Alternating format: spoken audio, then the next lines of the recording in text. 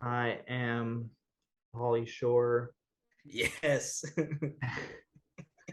joined today by Gilbert Gottfried, back from the dead. Rest in peace. God, Gilbert Godfrey. It's like this all the time. I'm a Lacanian.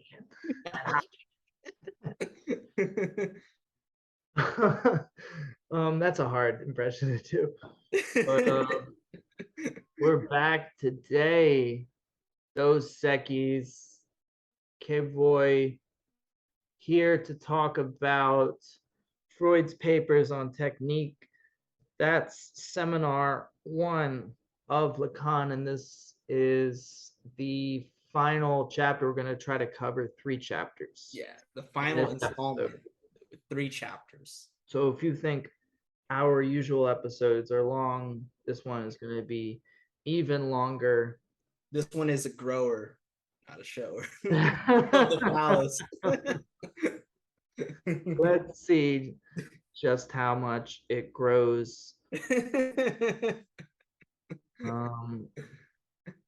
And let me just get to the right page. Yeah, so now we are on lecture 20 of seminar 1. Right. De locutionis significatione. It's Latin. And that was terrible. I got a D on that just now. My Latin's terrible. I mean, De locutionis significatione. Is that about right? De locutionis significatione. Oh, yeah. I'm trying to like studied some Latin, like Spanish. I like the Spanish pronunciation. We'll stick with that. It's better than you've got ecclesiastical Latin. Yeah. Got classical Latin. Ecclesiastical, I think, would sound a little bit more like Spanish. And then I don't know. I learned some of this shit a long time ago, but I hate Latin. Sucks as a language, but all right, we start off with good homie Granoff. Oh, he's back. And we have a new character. He's sort of like, I would call him the Paikuhan of the seminar.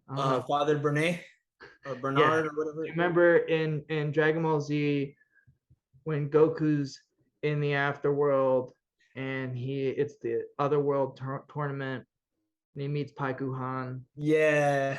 Kind of looks like Piccolo, also looks like a fish. I don't know why I thought about him, but to me that's Father Bernhardt. So it just helps me to remember different characters. It helps them in the journey of signification and intersubjectivity. My memory palace is made up of Dragon Ball Z characters and places, so that's how I situate things and remember them. Let's see. So this is not so simple, not so easy, this whole chapter. I mean, we are already engaged in a dialogue, and now we are going through with the help of Father Bernhardt. Yeah, and we shouldn't feel bad that like this dialogue. A hard chapter, because this motherfucker said like I only had 6 or 7 hours to venture in this little text, and you want me to give a discussion on this? Oh, he does say that, doesn't he? Yes. He said, "Oh, you know this." Puts the homie on the spot. Well, props to him because he does a fantastic job considering the time constraints. Yeah, and I think even like Hippolyte got put on the spot with the Verneinum too. He's like, "Oh, you know this. Come on."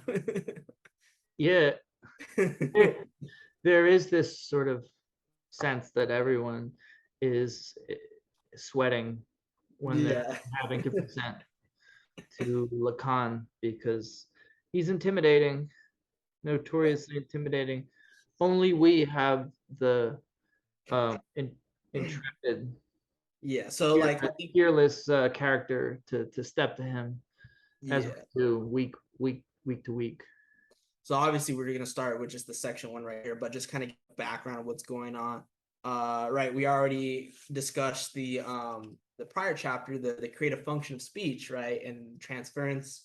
The homie Ballant is not an idiot, and even though he has this tendency to like be on the brink of a discovery and then go back to object relations and this notion of the subject and the object and satisfaction, in the practice in his clinical work, he kind of has this like intuitive understanding of speech, and like at least what would display the technique of the analyst and recognizing the symbolic function via speech.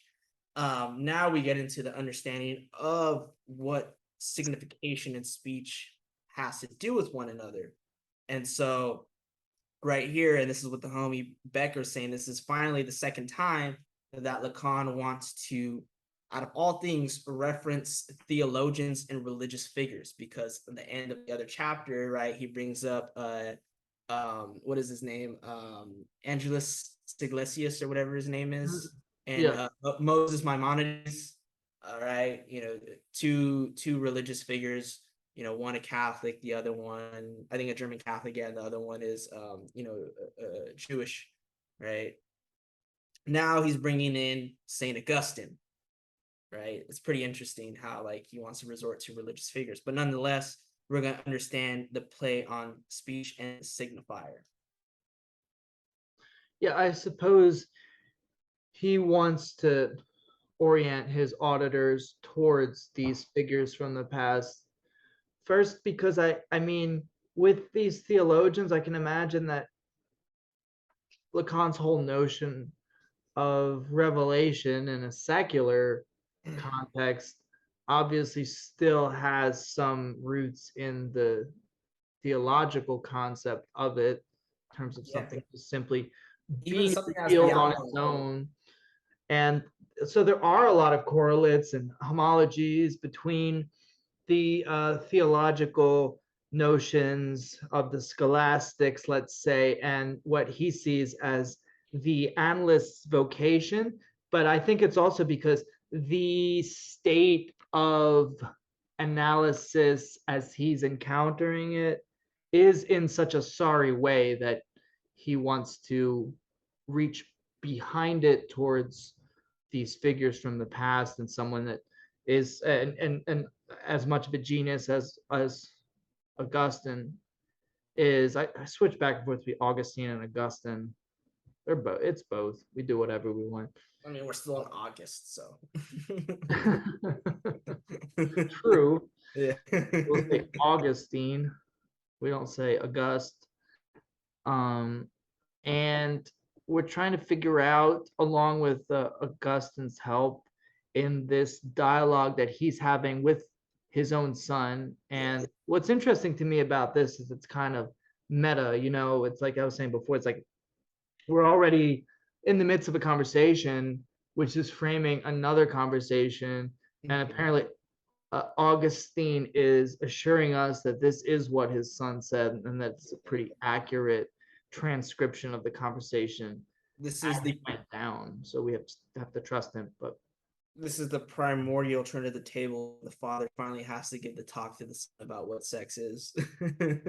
Basically, I feel he's just putting off the real topic, which is like the birds and the bees conversation. Like, so the relation between the signifier and the signifier. Why do we call mud?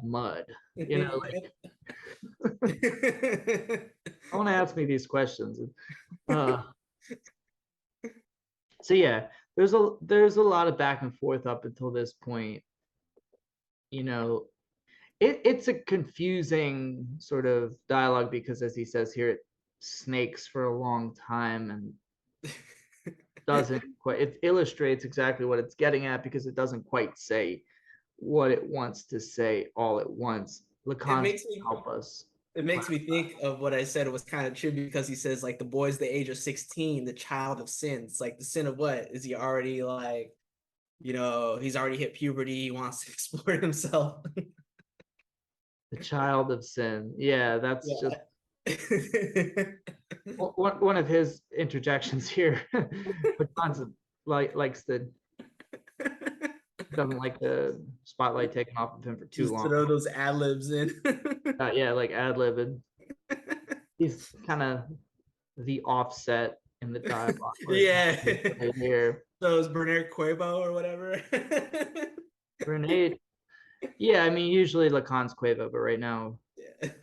Bernard is Quavo. So, all right. I think we can skip a lot of this and just jump right Yeah. to the heart of the dialogue. The main thing is that with what does he say with speech, right, or with language, there's something about a relationship between the student and the master, pretty much, right? It has something to teach and someone there to learn.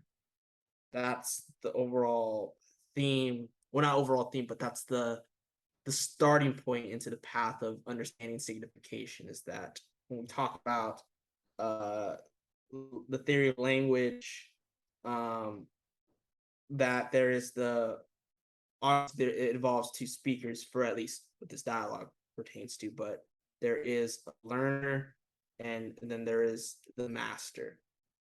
I also think it's kind of interesting, a little above on this on page 248, how he says that when one talks about the signified, one thinks of the thing, whereas in fact signification is what is involved.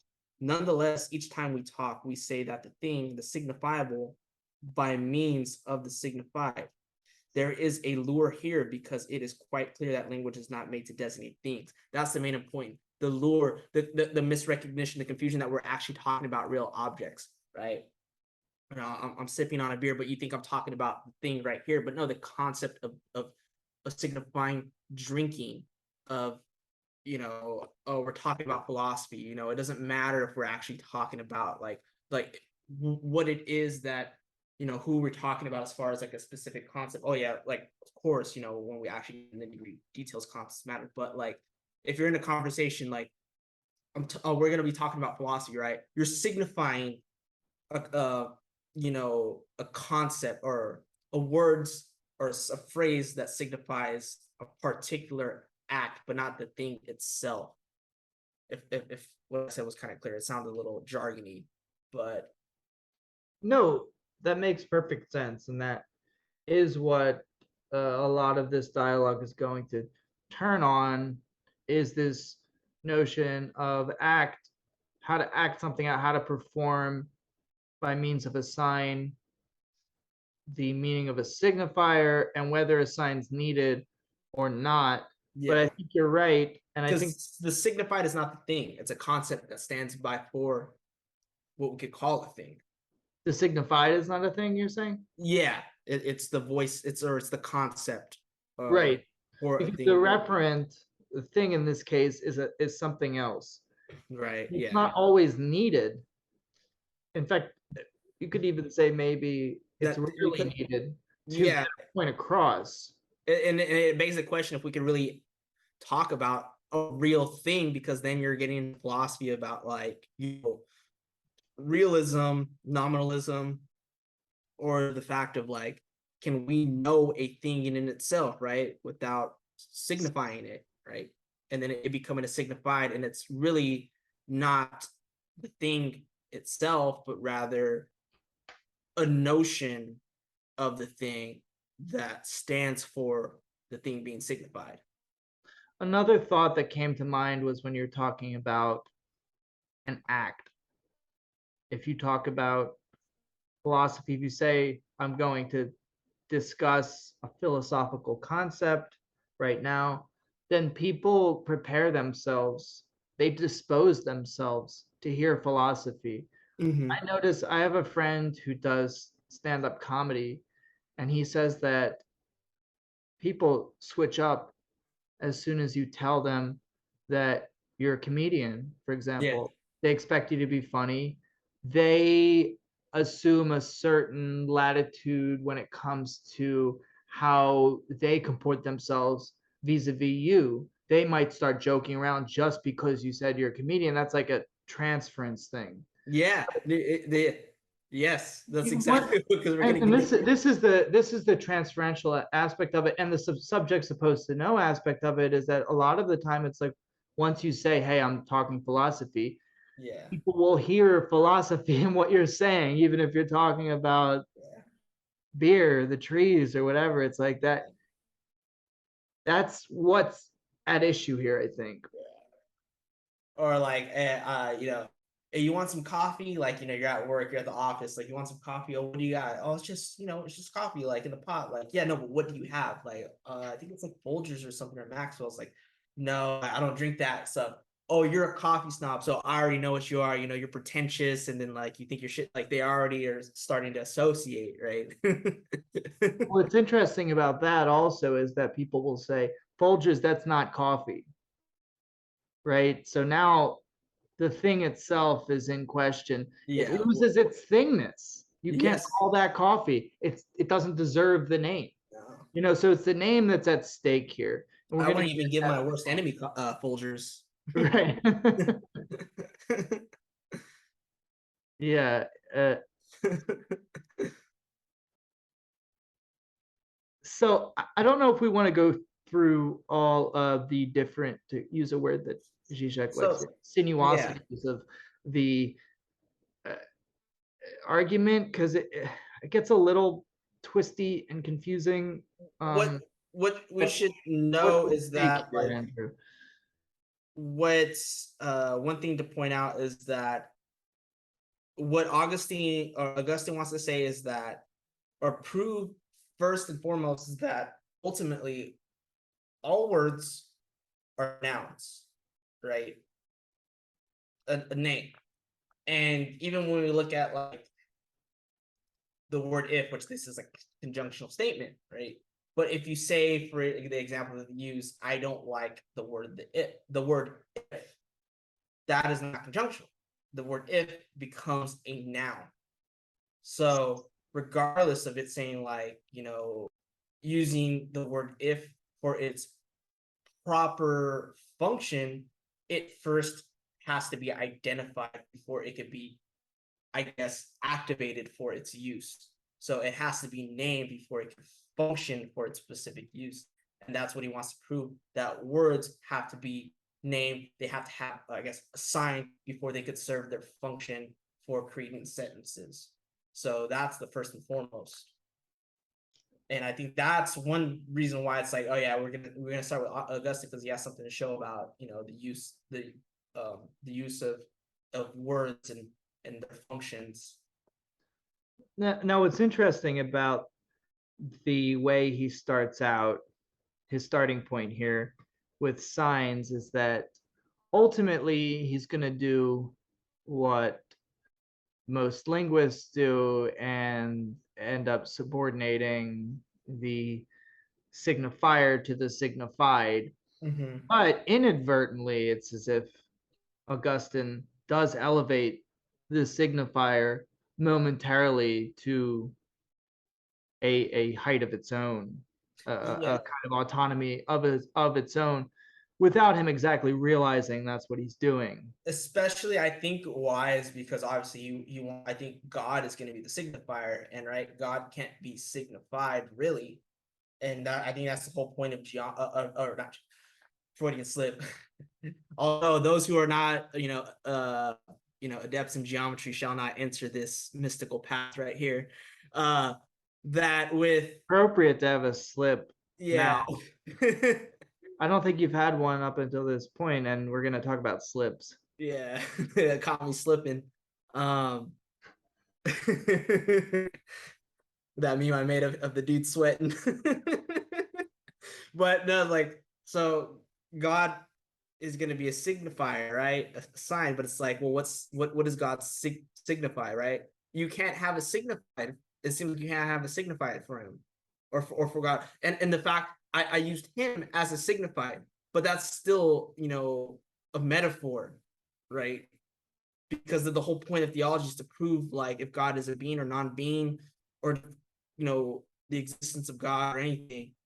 But it's the fact is that you could never put the signified in relation to the signifier, right? you end up with different metaphors of like God is the highest of the most high, the father of all, we are the children of God, all different things, the craftsman, the demiurge, the first word, all this, these are still Right. signifiers.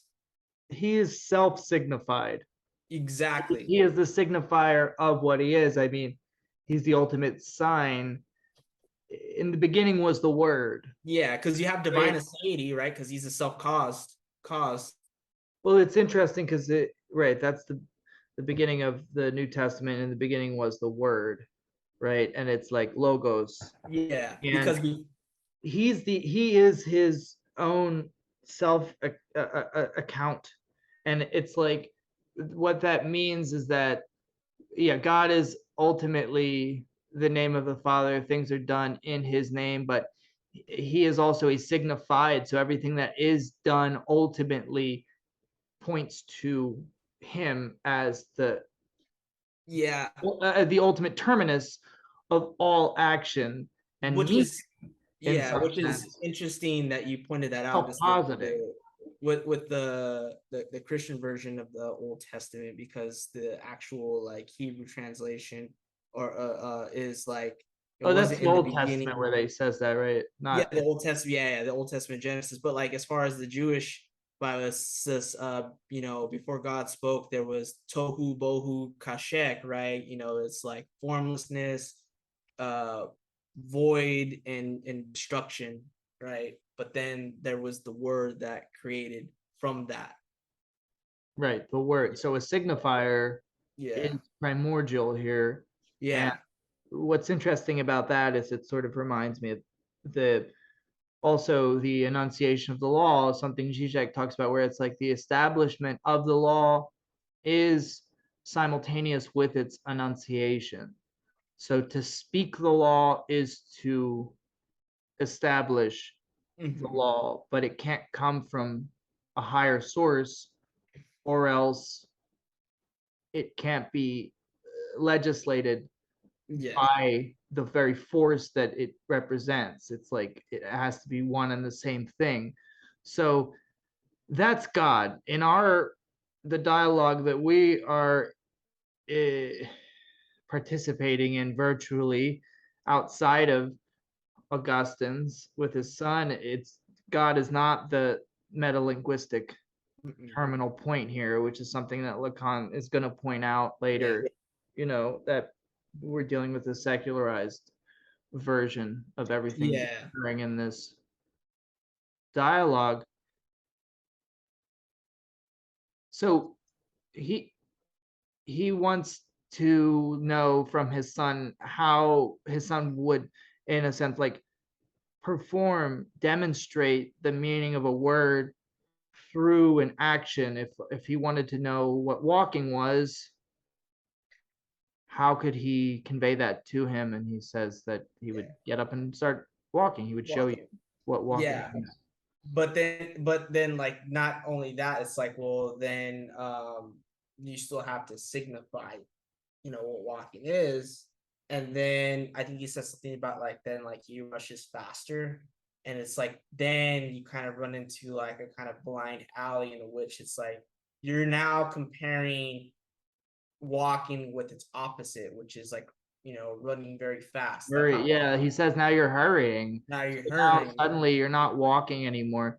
Mhm. You're conveying a kind of hurrying. And one of the things I was thinking about when I was reading this is how when you're trying to teach a child words, or sometimes if you're dealing with someone who speaks another language, you don't have a language in common between you. If you need to pantomime something, it's never without a certain attitude, and like you bring the attitude with it. So if like you're teaching a child what it means to be cold or something, like cold burr, like Yeah.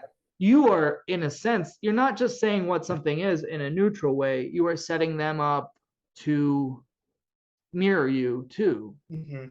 That's what's interesting to me, that there's like this is the imaginary dimension I of think also too, it's like, oh, like because children are also so curious and questioning. It's like, oh, like, why isn't like, one of our family members coming over anymore? Like they used to come over all the time. It's like, oh, because um, they're bad, they're bad people, yada yada yada yada. They're introducing a moral dimension, but they don't understand what that mean, or bad means. It's like, well, what does that mean? What does it mean they're bad?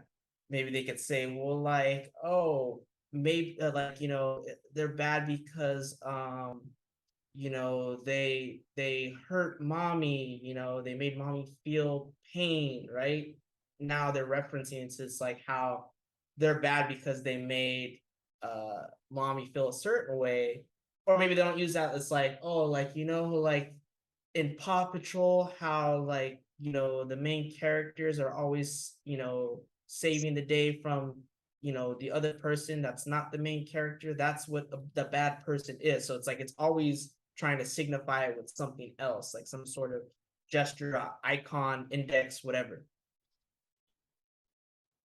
Right, which is what Lacan wants to point out, is that there's just this endless branching off of signifiers. You go so long, so many examples of this, but yeah. And I think, yeah, what I said earlier, just to elaborate on it a little bit more, also applies to your example, because there's also an implicit instruction within the explanation of a signifier of how you are supposed to set up, how you're supposed to position yourself and your attitude and respond to the demonstration of the meaning itself. It's like there's always a a directive within Yeah. the explanation of it. This is where like the duality, the mirroring aspect, I think, comes into it. Yeah, most But I definitely. don't want to take us too far off course here. Uh,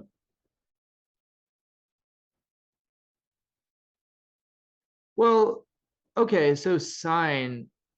Augustine feels that signs are tricky things. They are hard to pin down ultimately, and he would say that um, after all of these different explorations, that the thing does ultimately dictate the meaning of the sign, but he comes, like Ballant comes so close to having a kind of breakthrough and shies away. There is a kind of breakthrough even in his explanation of why filth is called filth. Yeah. This is what I was just saying. It's like, because it's called filth because the inherent repellent quality of it contained in that word also directs you on how you're supposed to dispose yourself to it. Yeah. It's something to be avoided. And he's pointing out something really, really brilliant here. Of course, it's not because dirt itself has anything truly objectively filthy about it. You know what I mean? I actually, that's funny that I said that, because dirt isn't the thing in question here. No. Filth is the thing in question. Yeah, filth. Yeah. But Because like, I mean, not just dirt, but like, I mean, there's some nutrients to dirt, right? If you want to get like technical about it. And then it's like, then you have like those like mud baths that people like to do. So then it's like, well, what does filth, imply then? Like, if it's not just I dirt or should mud. point out though that dirt isn't actually the thing in question. That's where my mind went Yeah. as its referent. But Hmm. But like, what if like things like that? Like, I'm kind of like trying to pinpoint like how this applies, which we'll probably get into the other one. I don't remember if it's really in this one or like the other one, but it's like taking on. What if like your immediate association to signify filth with dirt is because it's the displacement of how dirt came in primordially, or filth comes in primordially with the notion, qua notion of a signifier. And then things become attached to it. Yeah, and there's this As forget. There's to like this magnet. lethe to it. There's the lethe aspect to it, the forgetful, forgetting to use. Of the primordial Yeah, position of the signifier, as opposed yeah, to the fantasy of a primordial encounter with this referent yeah. that it Oh yeah, signifies. I'm using that right. Yeah. So then we have, but this distinction again, you're talking about nouns or name. And I know in Italian, like the word, well, the word for noun is either sostantivo or nomen, which is just name. So the word for noun is name, and it must come from Latin, Yeah, of course, kind of nomen. like The with same in Spanish. yeah. Well, I was gonna say like we use it in English with like in like supply stuff or like stocking nomenclatures. Like each Right. product has what's called nomenclature. So nomen, the name of the thing. Whereas verbum is more has to do with speech, right? Yeah, if I'm not The mistaken. spoken word. Yeah, the spoken word and then like how it's functioning. But Augustine wants to make nomen more Yes. primary. The Yeah. Well, and that's the thing because it's like with the noun, subject. it's a name ultimately, right? And that's what you're saying that even verbs, right? You have verbs like what is that function to indicate an act, walking, running, right? Those are verbs. Even like, I mean, they don't use adjectives, but like descriptions, they have to be named first, right? They have to have nomens to be able to understand what is being signified as a description or as an action or a function. And that's the main thing. And not only for its like the origin, right? So it's like, how do we describe this movement? Oh, we could call that running versus this could be called walking. But the fact that just to use those words in a sentence rather than saying, you know, I am running right now, you could say, I don't like, not running, but I don't like the word run. Or for instance, Mikey and Dave said this yesterday in the discussion of how certain signifiers, right? They kind of trigger some weird like libidinal investment or investment in a way of ambivalence, not just of like enjoyment, but also enjoyment of hating. Yeah. And I was thinking of this like I don't know why this is like the easiest one. I don't know why I didn't think of it, but the word moist, right? Oh Moist yeah. Everyone on Reddit decided that that's yeah, a like disgusting that's word. How I Met Your Mother, right? Freaking Barney Stinson makes a whole play where he's just saying the word moist for an hour. Right. Yeah, but like that right there, to say I don't like the word moist, you have just used something that is a description as a noun. Right. And it's like you could dislike the word moist and counter moisture or something moist and still like it. Yeah, like when a cake is out of the oven, right? You cut it open, right? What does it feel like? Nobody doesn't like that, right? It's not like you're like, oh, I don't like the word moist, therefore I want my cake to be dry. But Yeah. maybe, but like, so it just goes to show that, yeah, words detached, and they're mostly detached from a direct referent, carry a libidinal charge. Yeah, Mm-hmm. all of them have some kind of libidinal charge, and Because yeah, that that's does the have to do though with a the larger social network and nexus of meaning to which they yeah. belong to, which is like, this is the thing that baffled me for a while, because it's like, well, where does a kind of accepted usage even come from? Is he trying to abolish entirely the notion that there is a all-encompassing like accepted usage to words? And it's like, no, he's not saying there isn't a certain accepted usage to words. It's just that it's a polyvalent acceptance, and that, as he says, definitions are the hardest things to come up with. And just because there's accepted usage doesn't mean that we can, in any kind of finite sense, fix meaning within the larger network of meaning and stand outside of it. It's as if, you know, what can, in a sense, be traced, however, is the sort of a libidinal economy involved Yeah. with language. And this is, strangely enough, like what ideology critique involves, which is sort of like trying to understand the underlying tensions that make up the libidinal economy of a certain social configuration, and it has to do with not the meanings of words, but like the effect of certain names. And they're words that we don't say anymore, because it's like, even remember there was a time when you could use, I don't know, like not use the N word, but say the N word, pronounce it, or the new F word as in context, it would be okay because the context itself explained away the poisonous quality of it. But then I feel like there was a shift where even in context, like you should say the N word, because it's like, okay, you should say N word rather than, Yeah. like, even like scare quotes aren't enough Yeah.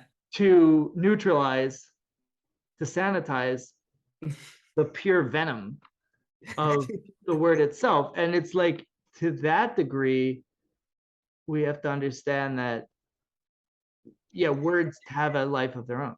Yeah, and there's like not just the synchronic aspect of like how they used to signify, but also the diachronic aspect of it, of how it's like functions in time.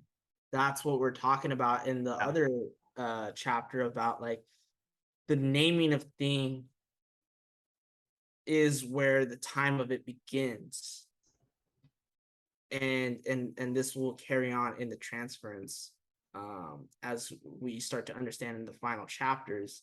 But I think that's also interesting that she, kind of used that, like when we talk about like racial slurs and all that stuff, like all these signifiers, it's like they don't have their significance until they're put into, the not only the notion of what they name and signify and the signify, but as far as the diachronic, the time aspect, even if the connotations, which differ from the actual synchronic of the denotation, like what it's supposed to mean, it's the fact that how it like withstands the test of time.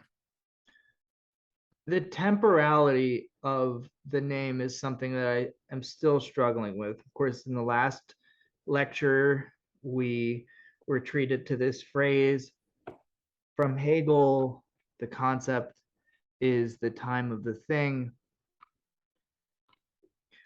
I like to think of it in terms of the homie Becker's explanation, where he had like a monster energy can in one of the videos, and he was like, well, kind of breaks it down to like the time it takes me to apprehend what an object is the time it takes me to apply a certain name to it. Now, the only thing that I find challenging about that is now we're back to a direct referent, though. So I don't know. Andrew, can you help us? The time that it takes for Kyle to reference himself towards the monster energy can to consume it and then mirror himself with it, so he has to take himself out by punching drywall.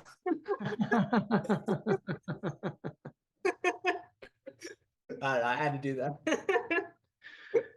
there's a meme right there. While wearing like Metal Militia like snapbacks. Oh my gosh. That's America's great contribution to culture. Yeah. Everything surrounding the master signifier. Yeah, yelling at his mom. Energy drink. Come on, Catherine, make me some more Tostitos pizza rolls. No, I mean, like the main important thing is like, as far as what the notion of like the naming of the thing, I think what its importance is the fact that it's like, because what Lacan is trying to get at with using this as a reference, using this dialogue, is the fact that there's a transference going on. There is an intersubjective relationship. But what makes this intersubjective relationship important is because it has to do with language. It has to do with naming things. And in a sense, kind of Augustine is trying to be the master, but also bring out, I guess, the son's desire. And in the same way, this is what the analyst is doing. I didn't think about that. Yeah. This is what the analyst is going to do. And it's like, once you find the signifier, again, that's where the transference starts. And that's where the time of the thing begins, of the signifier transferring on. Because it's like, when we talk about on the other one, it's like, we need to get away from affectivity, right? We need to get away from this dichotomy between affective and intellectualization that's going on in psychoanalysis when it comes to the definition of transference, because this is a tricky topic. This is a very touchy subject. And because it's like, the thing that's being lost is the use, and even with other ego psychologists and those who want to claim psychoanalysis are abusing the opportunity of addressing speech and its function and its application as a tool in psychoanalysis, as being an analyst. That, all these other things like countertransference, yada yada yada, are not cutting it, right? Because you're missing out the important thing. The analytic session doesn't start when the patient walks in. Analytic session doesn't start when the person calls and wants to schedule their first appointment, right? It doesn't start when the insurance company says, like, you have like 13 sessions that TRICARE will give you, so sign up now, blah blah blah blah blah, right? No. For an analyst, it starts whenever the transference occurs, but that can only occur when the signifier is transferred onto the analyst, and then it works from there, because now that the sign is put in time, sign is put, where it can start to signify things and start to quilt. And this is like kind of like, I'm kind of drawing connections and to put in the Jungian sense, right? The symbol, the complex, the archetype, as even though it's Platonic, it still participates within the transference relationship of quilting meaning in the dreams, and they won't use slips of the tongue, but they'll use dreams. For us Freudian Lacanians, the signifier has a Bialhung when words fail, in the slips of the tongue, in the pathologies of everyday experience, in the dreams, and other sorts of parapraxises. Even things that's like, I don't know, like, now we use fucking Venmo and PayPal, Cash App for your analyst, or like, cash, but maybe you signed a check, right? But like, what if the slip of the tongue or the parapraxis was like misspelled your name wrong, or like you accidentally wrote your, just to be crude Freudian, you wrote your mother's name instead of your actual first name, or your mother's maiden name for some reason instead of your actual last name. That's where full speech takes its place as the signifier coming into time continuously. What kind of time are we talking about? We're talking about, like, as far as like time retroactively, because it's historicized time.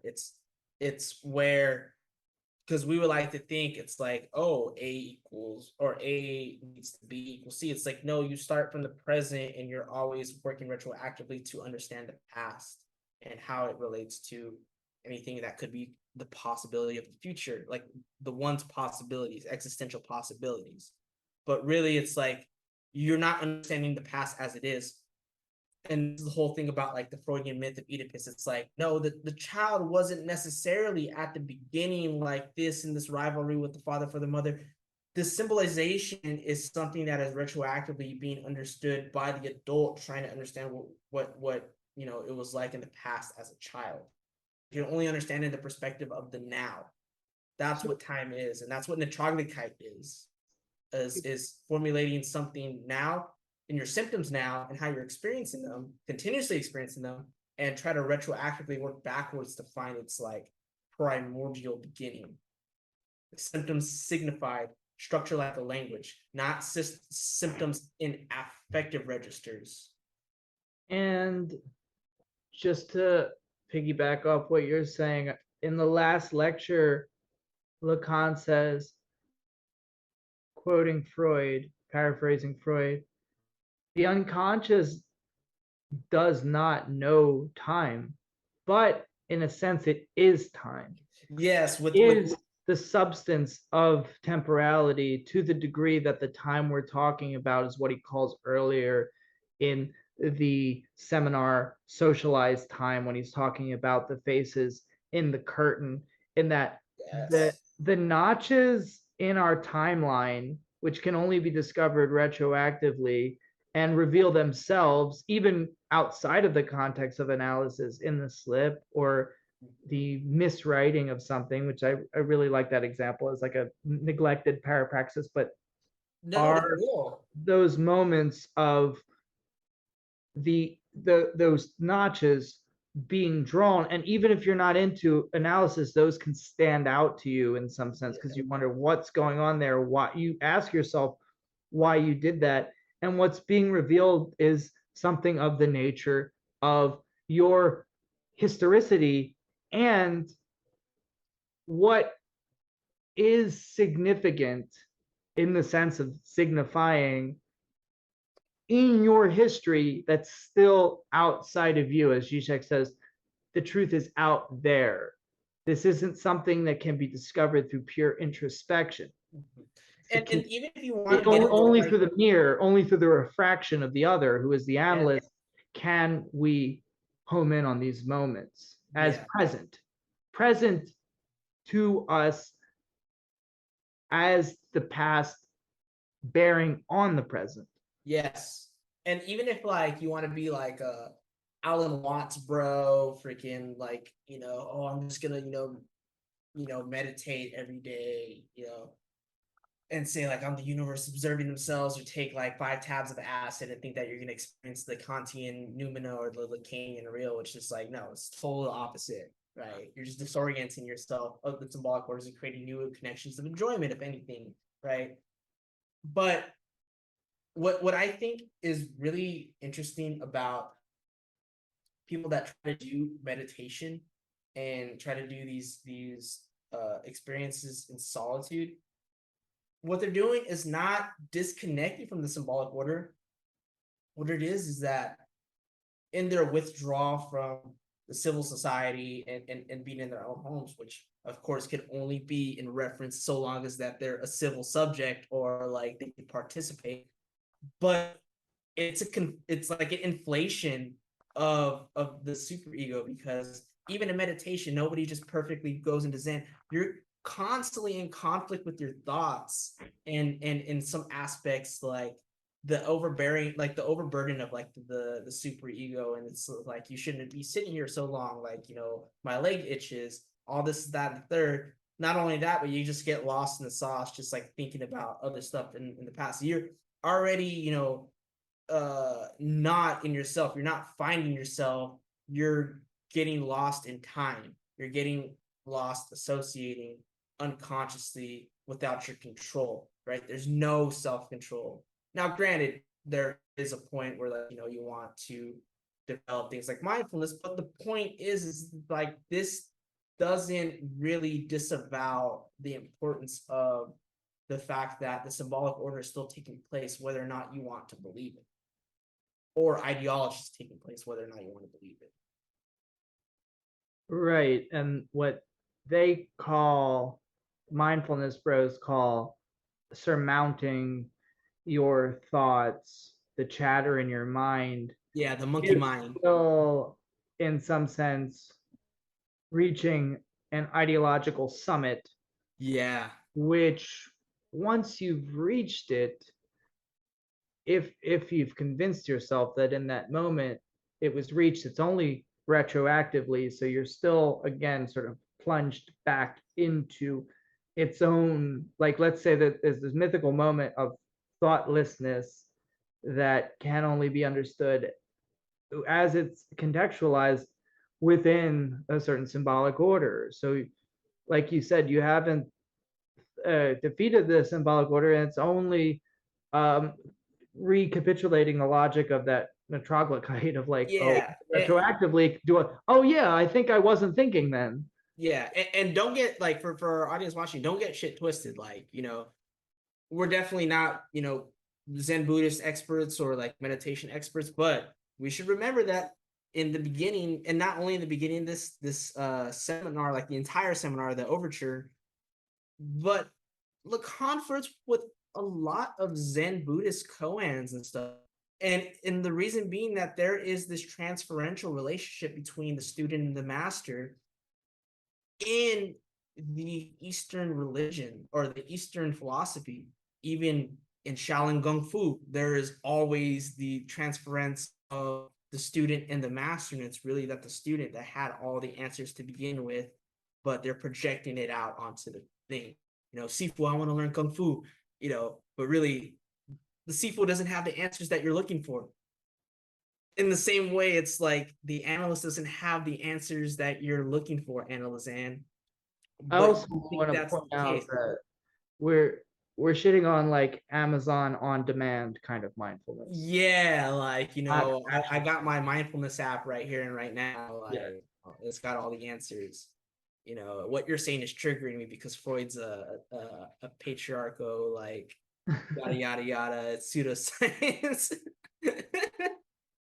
But the thing is, like, one thing I was kind of digressing, but one thing I want to point out, not only just the fact that, like, Zen koans are being used by Lacan, but the one thing that you point out is like this thoughtlessness that's brought up like a lot in mindfulness synth culture is like that's the attainment.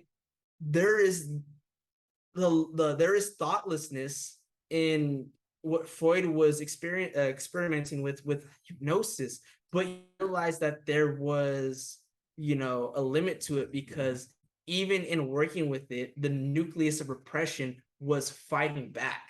The nucleus, the pathogenic nucleus, was resisting, and that's the main thing that takes time with the dreams, but then with the free association, with naming it, that is one thing, or those two things that is hard to do just by doing hypnosis, but also trying to meditate on your own, right? And I think that's the importance of the form of like Zen Buddhism with the koans, questioning and meditate on it, because it's meditation as in contemplation, not just like vipassana or mindfulness.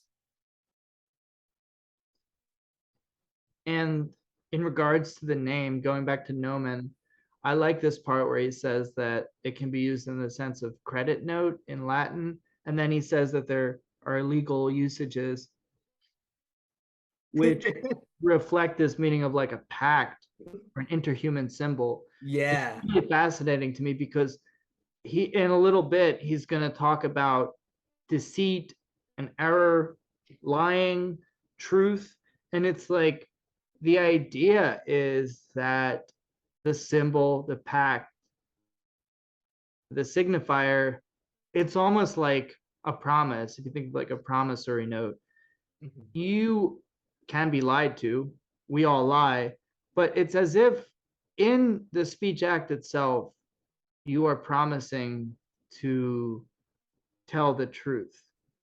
And the symbol itself is meant to establish a pact between you and your interlocutor. And this is the dimension of truth that Lacan wants to alight upon here, which is that you have in speech this notion that, and many misguided analysts share it, that speech is the vehicle for information, that it is a vehicle, a vessel of something else, which is the affectivity or the information, depending on what you're looking for. Whereas it's the speech act itself as a frame or a pact or kind of something like a contract between two people, that establishes the value of what it contains, or the lack of value of what is supposed to be contained within it. But Yeah. this is the symbolic dimension that Lacan is trying to draw our attention to. And it's like, it can seem as if you only reach the safe haven of the symbolic once you are able to sort of populate your imaginary world with contents taken from the symbolic. But that isn't so, because Yeah. the symbol has no content of its own. It's actually, I would say, the content would come from the imaginary in many sense, or the coloration of it Yeah. to a certain Yeah, degree. it's the But coloration of it, or just the fact that it's just like referential, like the symbol once it's always put, because it's like you can't think of the symbol, in a vacuum. The symbol, once it's being transferred on, because we should think of the symbol, right, as something that is a constant repulsion, or compulsive repetition to repeat, right? This is where we're going to get into like the more of the death drive and its place in the symbolic in Seminar 2. But then we know that it's really in the real. And I think what the symbol is rather signifying the aftermath of the failure of the symbolic. But that if this is constantly reoccurring, then this is the symbol that needs to be transferred onto the analyst.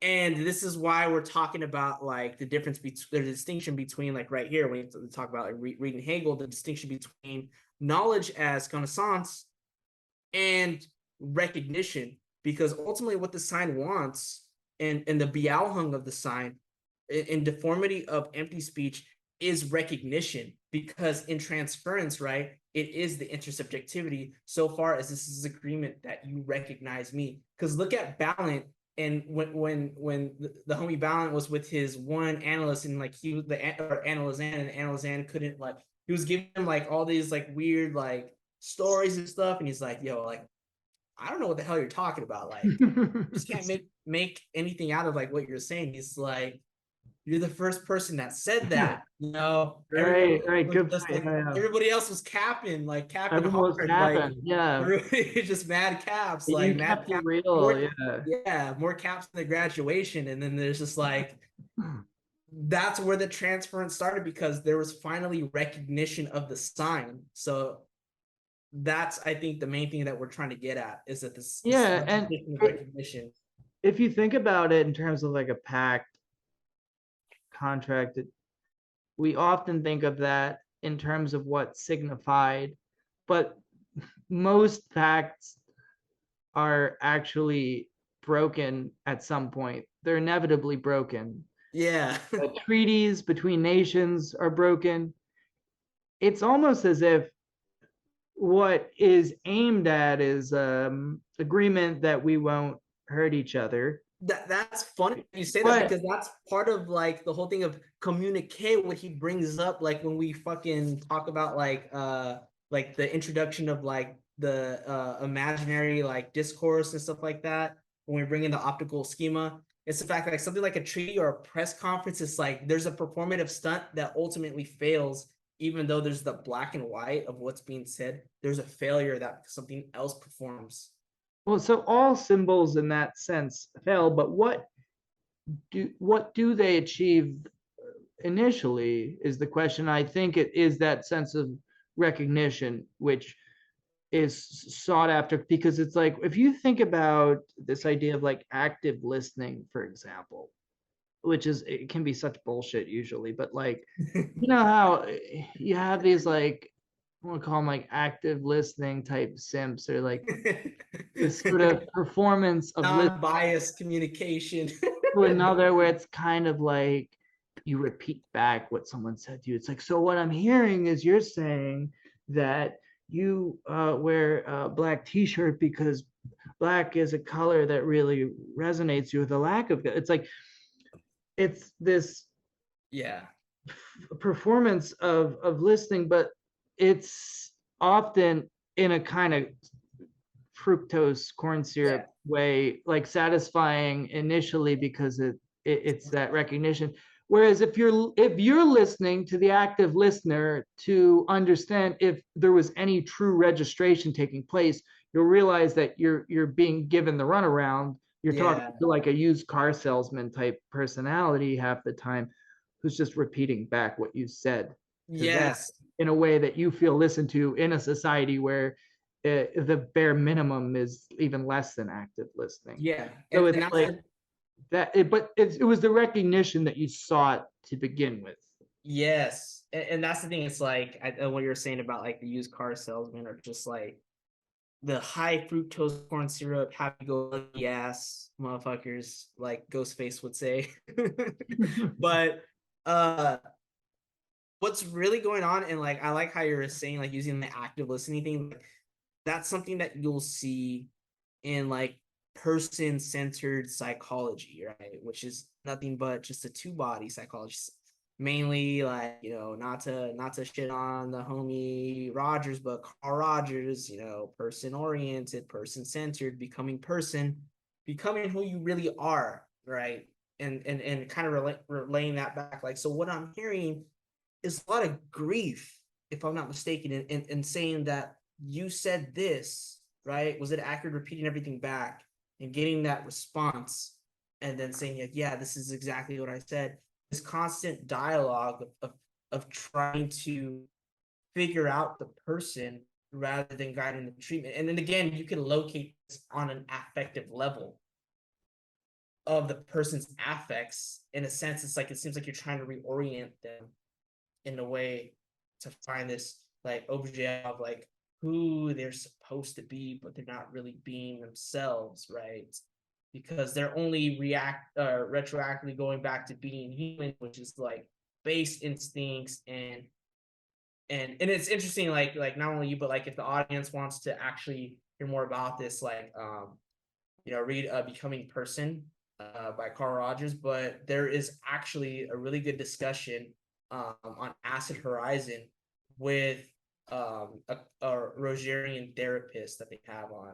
But listening to him talk, like, and it's surprising how he likes like Deleuze and Atari and all this stuff, and like those are Lacanian bros, even if they're critical psychoanalysis. This dude is a Carl Rogers type therapist, and the motive of his praxis is exactly the critique that Lacan is bringing about staying away from paying attention to affects and looking at the signifiers. It's like, who's gone wild, man? Look at it closely. Look at it closely. You're not looking at it closely enough.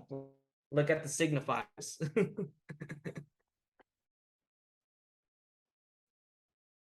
And what that means is like the repetition for recognition via the intersubjectivity.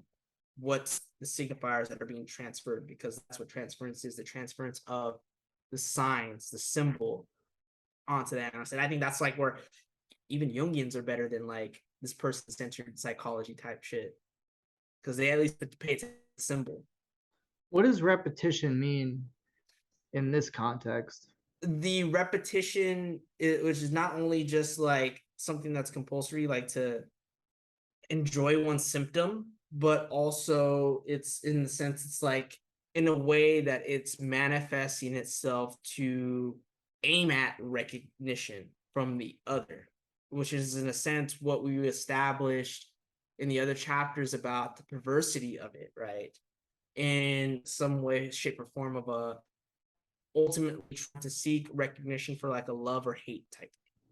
I don't want to focus. I mean, like, it's a good question, but I think like I'll be letting too much out, knowing the way I like to tangent on, because it's like we could get more into this in, you know, the final chapter, which that kind of gets brought, you know, not necessarily repetition, but how like at least like love and hate apply to that. All right, we'll put it back on the shelf for now. And here we have filth. Remember we were talking about filth, and then there's just a slight detail here about that I didn't talk about earlier, which is that the name itself is more noble than the thing signified, and we should esteem the knowledge of the thing, which the word itself is, more highly than the thing. Mhm. Now, that is very enigmatic. You say the knowledge of the thing which the word itself is should be esteemed more highly than the thing itself, because Yeah. still even the word, the audio image, right, Mhm. as Saussure puts it, is nobler than its referent. Mhm. Yeah. Yeah, and that's what I was gonna actually get it to you, but you said it's like it's that the thing doesn't take as much importance as the what the audio images is signified, right? Not the actual thing, because we never know actual things. I think that's the main thing about the structural linguistics. Is like we're not like on this realism stuff, not doing metaphysics, but yet we're understanding how the language structures everything. And I think for Lacan is that like even then like the audio image of like signified still doesn't bear weight compared to the signifier, especially with filth. It's like maybe you understand the signified of filth, but the signifier filth still like moves around and quilts But we're into still talking about Augustine though. Like Augustine feels like the somehow the knowledge of the thing which the word itself is, I guess in Platonic sense, yeah. brings you closer to God than what it designates. Yeah, and at least for Augustine, it's like if you're coming closer to God, you're coming closer to the truth. Now let's take the same form. You're coming closer to the truth of the subject in question, right? You know, the truth so far as it is a particular truth, right? Because in the beginning of seminar one, this is what is in question of whether psychoanalysis could be a science, because it's only dealing with a particular truth that fits an interpretation for the analysand, for the historicity of the subject, right? You know, the subject in question, um, and the core of one's being. And it's not like it's oh, it's a discovery, it's a mastery or a gathering, like we talked about in the beginning with like Enlightenment philosophy and the way language is for Chomsky simps, but it's more of this radical Biao Hung that affirms itself in the failure and the error, right? Because that's what truth is for Lacan, is error, right? The famous saying, it's like, I speak the truth, not all the truth, because words fail. Right. His famous line there. on television. So I really like this little illustration here of like someone coming across a bird catcher and how the bird catcher would do better to convey what they're doing to this person who's confused by just doing it, performing the action, rather than explaining what their tools are, how the whole process works. And in that sense, it's like um, Augustine's coming to the conclusion that you can teach people things without the use of science. And then what Lacan is going to point out here is that, well, you don't need explicit language to explain things all the time. But what Augustine is missing here is that the entire scene itself is already structured Yeah, by yeah. language. And I wanted to bring this up earlier, but I just forgot about it because we're just like going on and on. But let's look at like within seminar one, look at Melanie Klein with Little Dick, right? You want to fuck your mother? Nothing, right? But then using the toys and saying little train is little dick, big train daddy, and then just like going over this over again. Right there, right? There's an example of not necessarily using like, immediate language, but trying to use things or performance or actions like objects as signifiers. And then he starts firing language, and then in a sense, it's like this kid then starts to develop the structures to, I guess, develop the primary, secondary narcissism type thing, to enter into the symbolic. Like I feel like that like is a good example to understand, to kind of like compare it to like what Lacan is trying to get at. That's a really good point. And it's like, in the case of Little Dick, he's already semi-integrated into the symbolic order, but like at the cusp, right? Yeah, because he doesn't. She just needs someone to actually act out. Yeah, and that's the the use of the thing. signifier. It's not that the signifiers are completely absent for him, but rather they have no purchase in the Yes, world. and that's what Lacan was trying to get at, is like he's not an idiot. He has language. You could even say he's a master at language, but he doesn't have speech at his disposal, and that's why he was breaking down the use of speech. And um, the one dude talking about like communication at its finest, but then you got like raw data statements, imperative statements. These have to deal with the function of speech, but it doesn't really show in what level of the signifier operates. And the fact that it's like, so long as you're already in the world, you're already in a world that is signified, and so then therefore you're signified as well, and you just don't know how to, I guess, let the signifier quilt so that you can perform speech. And this was what makes me think it's like, looking at our talk with Derek Hook, the interplay of not only just the optical schema being something of like a nuance of the mirror stage, but also the logical time in which there is a right time, in which there's an anticipation for symbolic mirroring, and an anticipation for identifying oneself, in relation to the other. I'm the one with the black and white marker versus this one, therefore I believe I'm free, type thing. It's probably not the right colors, but the thing is, it's like two black, three white markers that are like on all three of the personnel, and they got to figure out which one has the right one so they can be free. There's this symbolically anticipating oneself in reference to deducing through deduction from observing the other, and that requires signification. That requires using logic, language in a methodical way. So in that sense, it's like not only speech being used, but it's like the way of the signifier plane, the way of being symbolically situated. And what was it that he said? Pressurized time was another thing. Like, as the signifier is always moving in a pressurized time, not just the subject, maybe the signifier.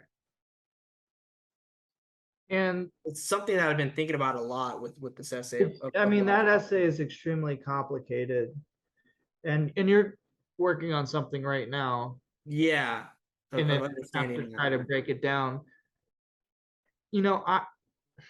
My understanding of that, and I could be very wrong here, but very rudimentary, is that I think situation is the best word, which you just used to explain and bring it back to Little Dick, what it means to be supposedly initiated into the symbolic order, let's say, as a normal neurotic subject. Yeah.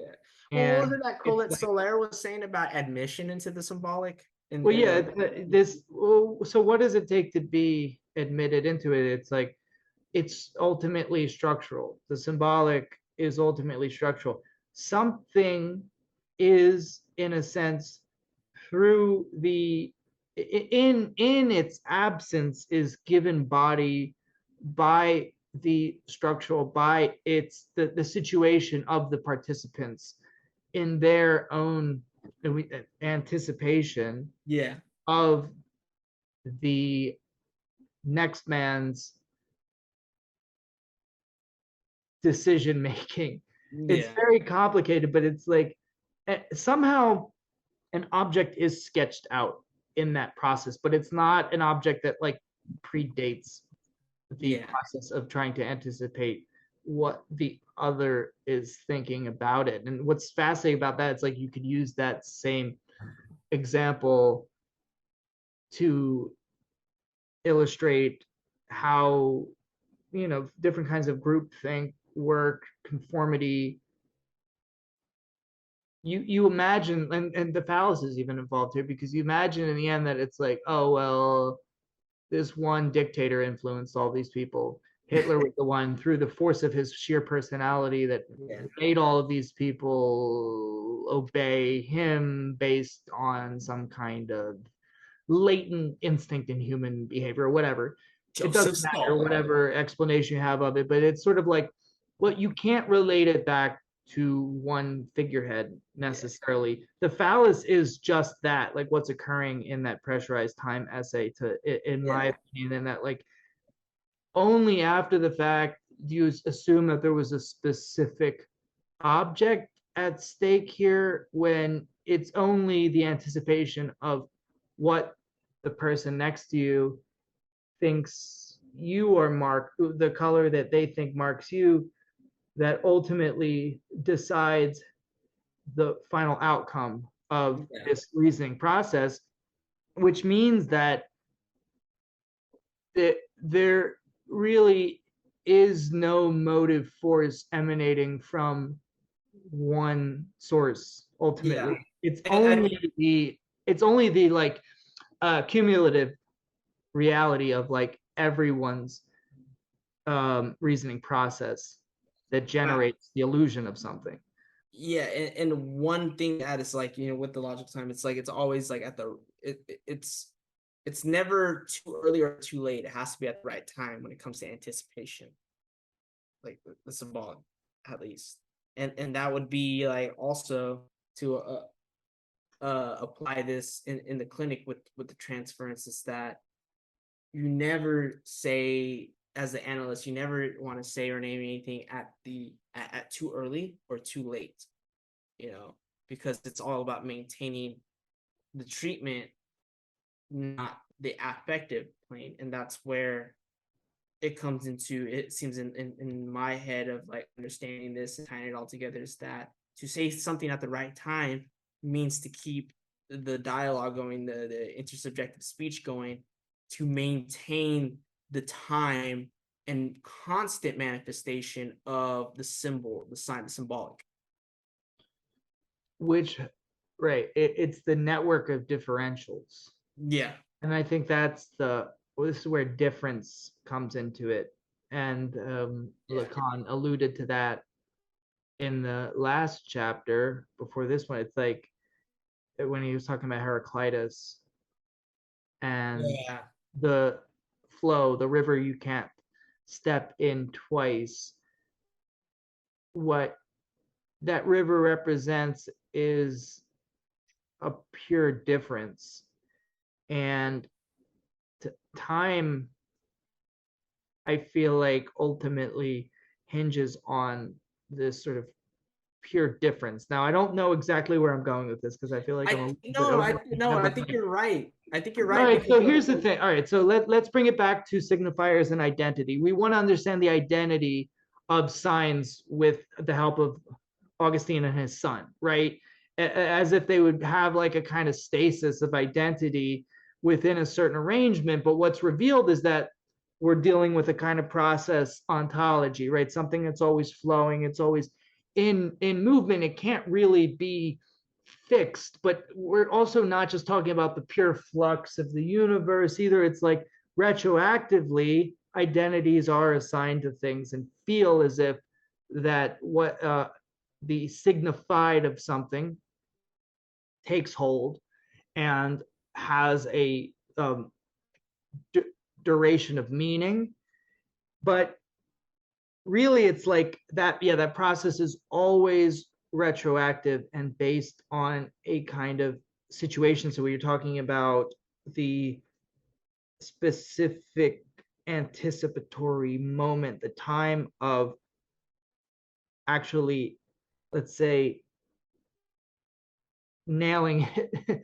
Yeah. In analysis, you're talking about, I don't know, anticipating and anticipation, but I don't really know what I'm saying at this point. So no, How I much think of that you're chimes with right. you? You're right, and I want to just bring it back to a more clinical sense, and not getting too lost in the ether. But it's like when we're Very talking about abstract. I'm like the kind of beginning. confused at what I was even getting at there, but like, yeah, I feel like there's something to be salvaged. So no, you're right, and using the you don't step into the same river twice, right? So that river would be, it's, if I'm not mistaken, like um, analogous to the path in which the sign is moving in the transference relationship.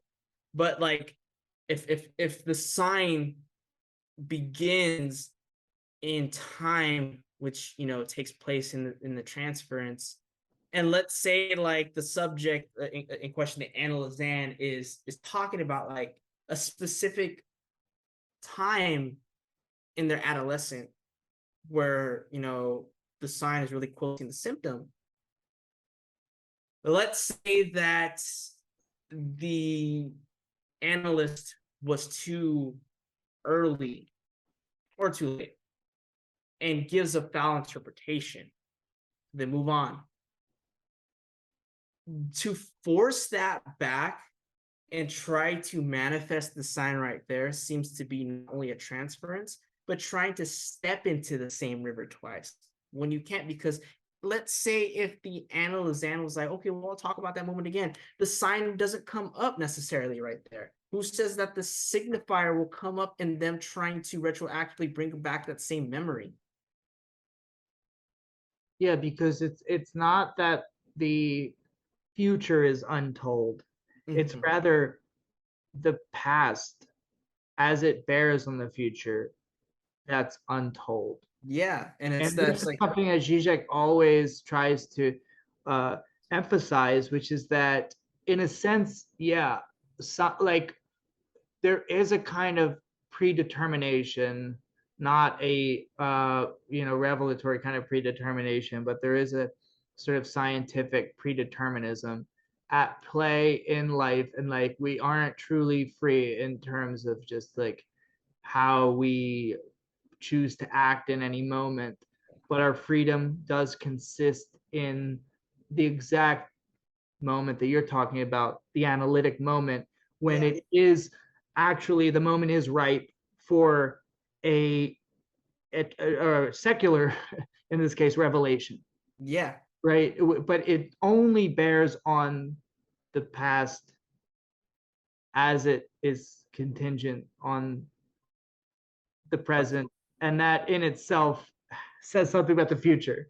yeah. And it's like if you try to you like I said, like you anticipate it too soon or too late, given interpretation, it doesn't fit. But then you like being the part of the analyst, you're so fixated on that's when he's like, don't get too excited. Not only in the empty speech breaking down the full speech, but just the fact it's like you are trying to master something that you end up trying to step into the same river twice. It's like what I was getting at is like, yeah, like maybe you could, I guess, make the patient repeat the narrative of an event in their past, but it doesn't bear the same weight.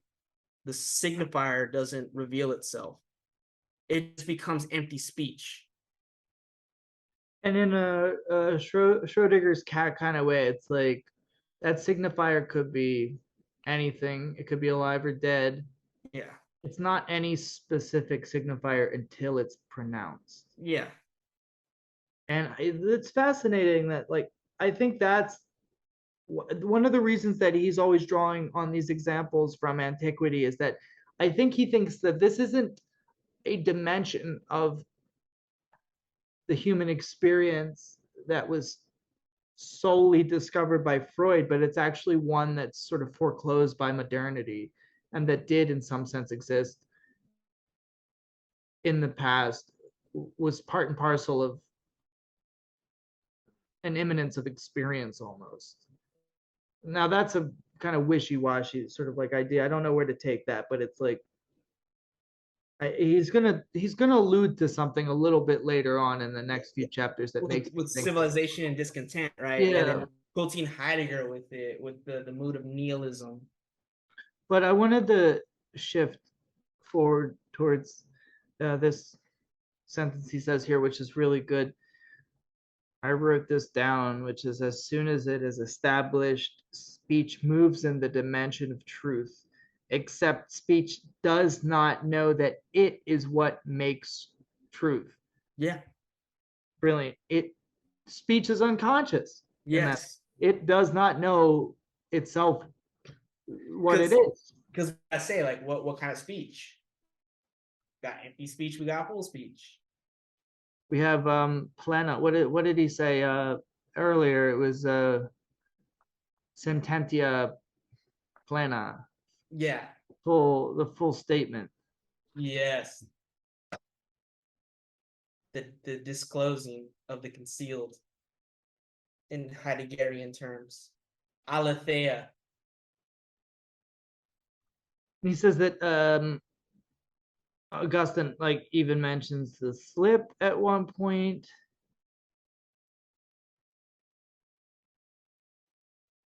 Which is really fascinating. I like this too. This reminded me of an essay I read a long time ago about belief and whether in the understanding of belief you don't also in some sense believe it, because he says the Epicurean introduces arguments about the function of the truth which he believes have refuted. But those same arguments are confirmed in the listener, I think, just through being unpacked in a sense. And this is going to be consequent on his like distinction here between error and then sort of like deception and lying, and how even like the pursuit of a lie kind of traces the veining of a truth. You know, and he says like maintaining a lie is one of the hardest things Yeah. to do, because you have to have quite a memory to be able to keep track of all of the elements. What's that famous line from Mark Twain, which is that like if you never lie, you don't have to remember anything. You know, Yeah, I think so. Yeah. this is the fascinating thing about the dimension of truth, and that like that's why I think Lacan says at the beginning of television, right? Like I always speak the truth, but it can only ever be half said. Yeah, There's because words always fail. truth within the lie, because words fail. And the semblance also is a kind of another word for the dimension of speech. I think in like the lie, the semblance itself is meant to be kind of, you know, a semblance of something, Yeah. but it passes itself off as that. Yeah, and it's never like really the thing in itself. But we've reached the end of this chapter. We have two more to go. We're going to try to get to the home stretch, right, Andrew? Yeah. Should we take a break then? Yeah. 10-minute break, one of two breaks we'll probably have to we take. need 10 minutes. Truth emerges from the mistake. And even Lacan here is talking about his audience whose fidelity is flagging somewhat. He can feel people's energies starting to fade. It is I who have had you, he says at the end of the race. One of his volleys of wit there.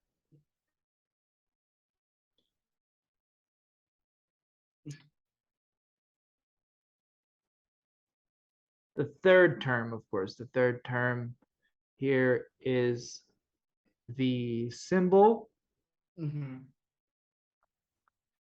And the mirroring mirroring of speech. I think this is like kind of like what, you know, I might be like a broken record, but like what I'm talking about is like in the transference with speech, there's this mirroring process, and even bringing it back to like the moment of anticipation. And if you look at both mirror stage essay and the logical time, there's both instances of anticipation of allure, but one invested primarily on a gestalt, like in the way the animals do, just slightly different in that we stick with it, and then this anticipation of the other, right? The other's movement that grounds our practicity and some sort of recognition. And I think that's what's going on in this transference, as far as like there still is a mirroring. I think that, again, if we think things with neutroglycite, the mirror stage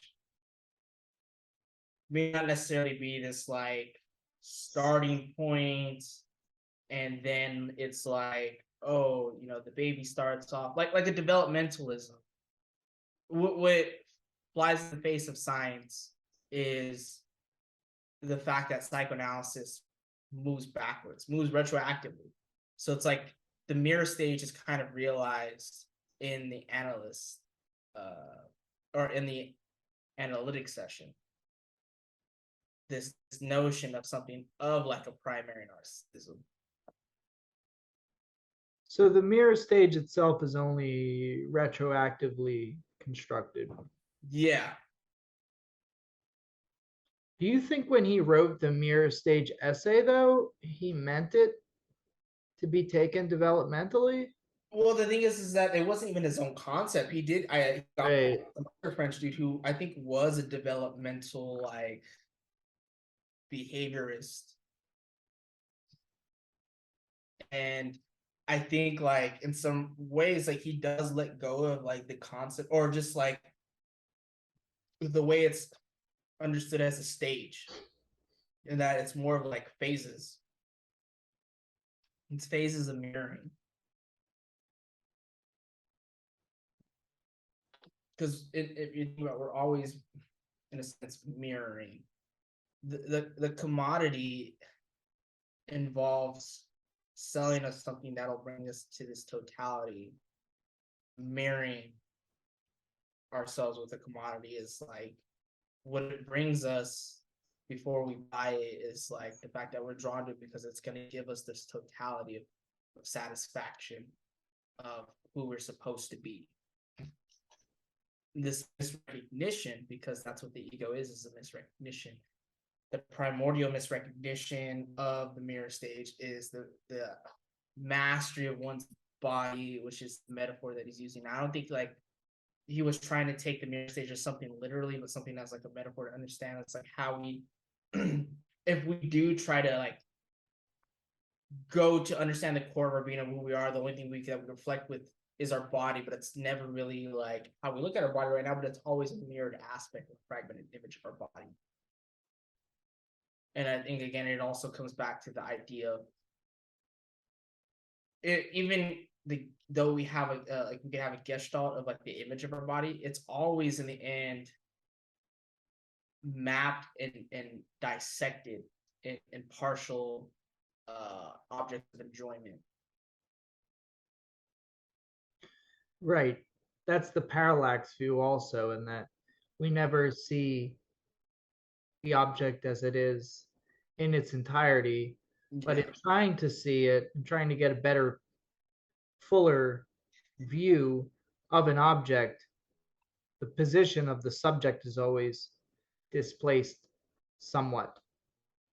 And there's always the cleft between two different views that can't quite be bridged. And it's like what gives us the impression that we've perceived something in its wholeness is just that sort of imaginary, elusive totalization that happens in the mirror stage. What Lacan is talking about two-body psychology, I think, is that it's only an advancement, it's only the sort of climax of the mirror stage, of like the glorification of the mirror stage that's happening, as opposed to what should be happening, which is bringing out the parallax that is the symbol, in a sense. Or what does he say earlier? And the homie Becker also talks about it. The I don't want to get this wrong. Stereography. The historiography. The stereography. It's like the two images that are Oh, yeah. It's just I think superimposed and but slightly different. Mm-hmm. Stereoscopic, I think it's called. Maybe I have to look this up. Maybe someone in the comments will know. But yeah, we've talked about that to the point of ad nauseum. But I would say that that horse can't be beaten enough, though, because Yeah. it's like that really is what we're constantly getting at, especially at this stage in Lacan's career, because he really does need to, in his mind, rescue analysis from this morass of misinterpretations of perversions, as he's going to call them. I like this image that he uses here of like the names not being like little shoots or buds coming out of things, but rather network net Yeah. that is covering the entirety of things. And later he's going to say language bores a hole into being. And paradoxically, allows for being Yes. through a kind of nothingness. Now, what I'm saying might sound like so much esotericism. It sounds very Sartrean. Paradoxes, but yeah, he says himself being and nothingness. I don't know if it was unwittingly quoting the title, but with Lacan, I don't think there are many slips.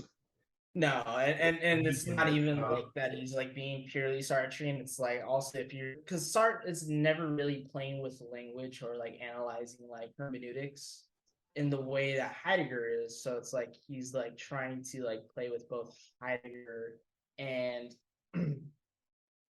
Sartre, because Heidegger is the one that emphasizes the fact of like referentiality and the fact of like ultimately hermeneutics, right? Interpretation of like the Bible, interpreting the phenomenon. And so you can see it's like language buries a hole, what do you say, in truth, right? Or in one's being. And in that sense, there is a nothingness because it's like if you try to obviously not necessarily like name one's being, but like describe it, there's also a negation of it because there involves some type of alienation of being, right? There's an alienation of essence in the description. And also because it's like you're not just trying to like name it, but it propels it into the world because you're always already in the world, you're Dasein, being in the world. And part of the project of Dasein or any type of like phenomenology or existentialism is to understand the conduct of being in the world. And you're describing the phenomenon and its facticity, the immediacy, but it also involves language. What you're describing reminds me of what later in his career Lacan will call extimacy, right? Like a kind of, and that he's combining the word exterior with intimacy.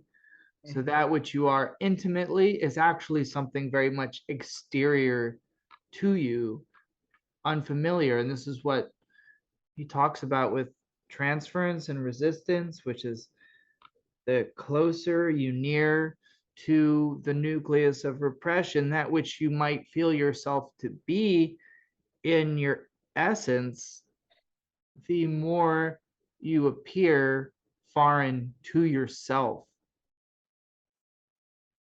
Yeah. So I really enjoyed this part here where he's talking about speech, and we already covered a lot of it, but it it's worth really, I think, following at the level of the text because it's complicated, and I don't totally understand it. Whenever Lacan talks about deception or dissimulation, the argument gets intricate, a little confusing because this is endlessly confusing the forest for the trees sort of thing. And it's almost like I feel like Lacan is teaching his readers, and teaching is definitely in question here. The inner master that he just referred to with Augustine, and the idea of mastery of language, and that, you know, language learning is also teaching.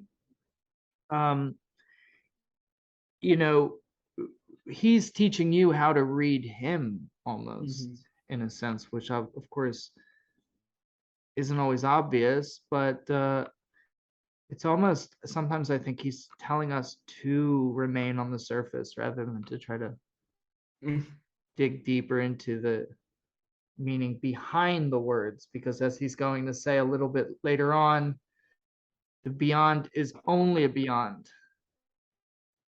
The beyond of language is only a beyond. It's not a beyond that reaches a that reaches a wall that comes up with another signifier, because once you say what it is, you're thrust back into language. So he says speech can be deceiving. And I jumped the gun by talking about this before, but he talks about how as the lie is organized, it extends its roots, pushes out its tentacles deeper, and because it actually encounters the truth in a strange way more directly than if you were going to go on a genuine good faith expedition for the truth. That's what I sort of got from this. The lie, in a strange way, contours the truth of the truth better than the truth itself. And that's funny that you say bad faith, because it's like it's not necessarily that you are legitimately like a lie. However, like if we like reflect back on like our criticisms of like Enlightenment philosophy and acquisition theory of language, this like lie and bad faith that they tell themselves of like they acquire something little by little and will have this mastery, and then we know a little bit now, we don't know everything, but tomorrow we'll know more. And that this lie functions and it has a production aspect for it, a libidinal economy towards it, but in some way that it'll somehow emerge with the truth in some type of contradiction that creates an antagonism for their epistemological model. Yeah. And we can maybe see that as like the lie functioning for the analysan, in which whatever narrative they tell themselves that they believe becomes led to a deadlock by the affirmation of the unconscious, or just the fact of empty speech can only move so much until it fails. So he's not necessarily talking about downright fibbing, weaponized fibbing and lying. It's more like he's talking about the lying that is empty speech, would you say, or the semblance that is the empty chatter. I think like he's pretty much taking the idle chatter apart, but also like Sartre's notion of bad faith and really turning on its head. It's like, bad faith fail, as Sartre noted, but it's like, well, you can't just rely on bad faith being the only cause, but rather bad faith actually acts as protection from something more, the signifier, the unconscious. Sartre refuses to even acknowledge the unconscious because he wants to reject psychoanalysis and substitute the unconscious for bad faith. But we can see bad faith actually as a protection against the unconscious, in the form of a lie. But but right now the lie isn't what really interests him, right? It's error. Yeah, it's error, and the error is the fact. It's like that's where truth comes. There's a truth to the error, and the error is revealed from the, or the truth is revealed from the error. But the truth is that that error has its function, right? Because the error is a failure. But what is the error, right? The error, I mean, at least the way it functions is like, does it take place on the analysand, the analyst?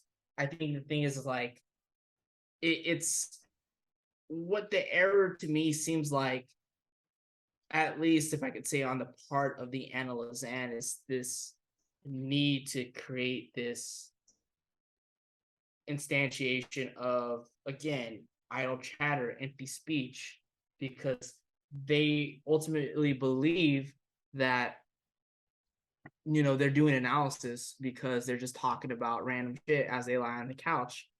The analyst may not be getting anything at all, but when there is a failure towards maintaining this lie or bad faith, or like this narcissistic investment of trying to anticipate to signify their ego through whatever language they use, whatever narrative, the failure being and the deformation being a slip of the tongue, or in talking about a dream that they had, that in some sense there's a failure due to benign.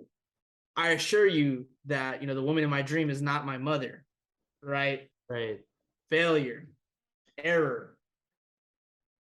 And what he says here is that the nature of truth is to propagate itself in the form of error.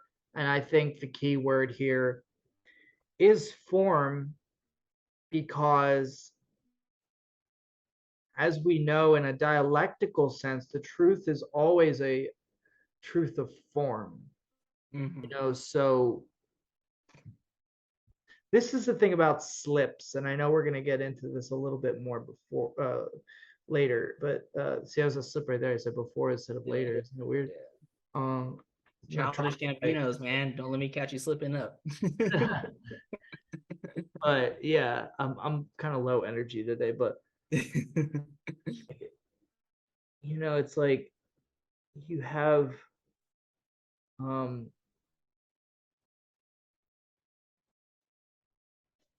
this truth that doesn't, anything that reveals itself as like a fact or a piece of knowledge that can be absorbed, assimilated, metabolized, cannot be truth, in the sense that like a formal truth would also almost lay waste to the entire arrangement of one symbolic world, I would think, for it to really take root, because it would almost cut off the path towards what was prior to it.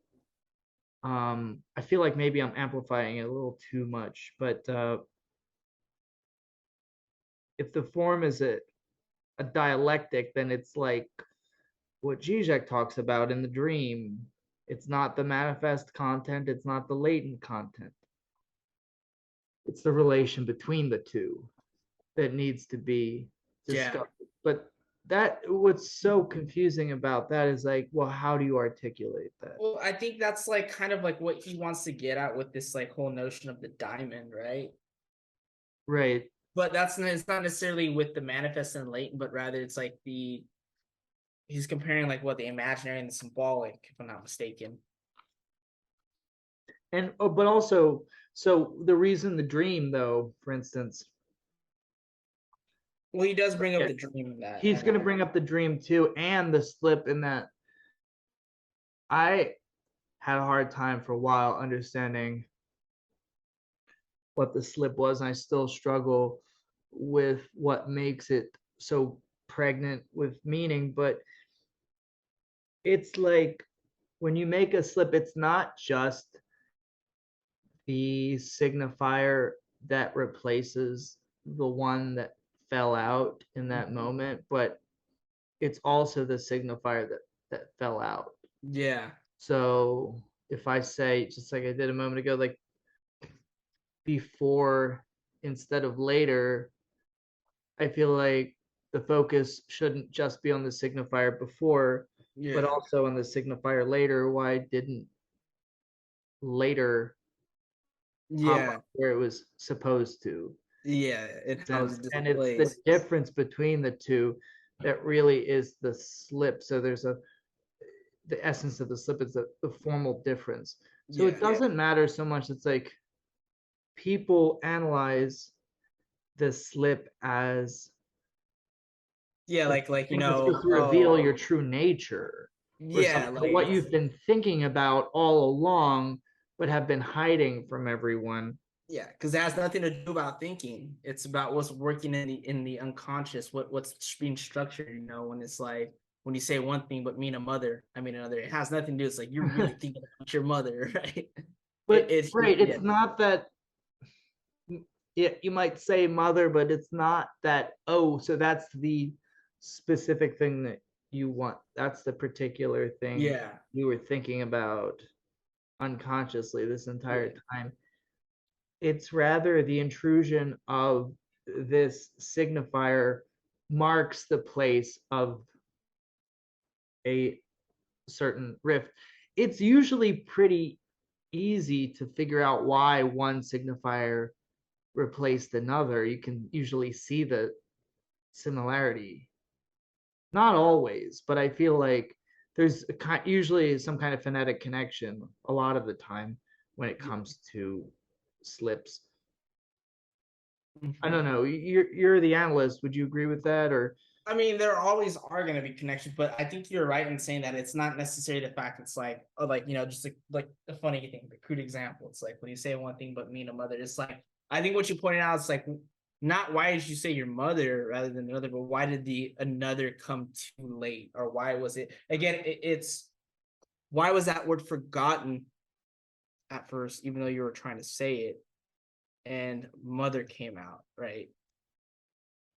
but do you see what I'm saying? Where it's like phonetically, mother is similar to another. Yes. So there is this like, and it has to do with kind of like, so yeah, the phonetic and it rhymes, right?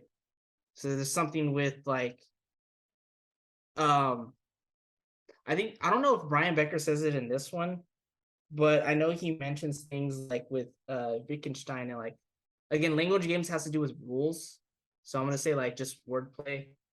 I wanted to say like something with Wittgenstein, but I think like I'd be wrong because language games has to be with, although it does deal with the transference, it's like your engagement and like with rules and stuff like that, and in an intersubjective relationship with the language to show that it's not private.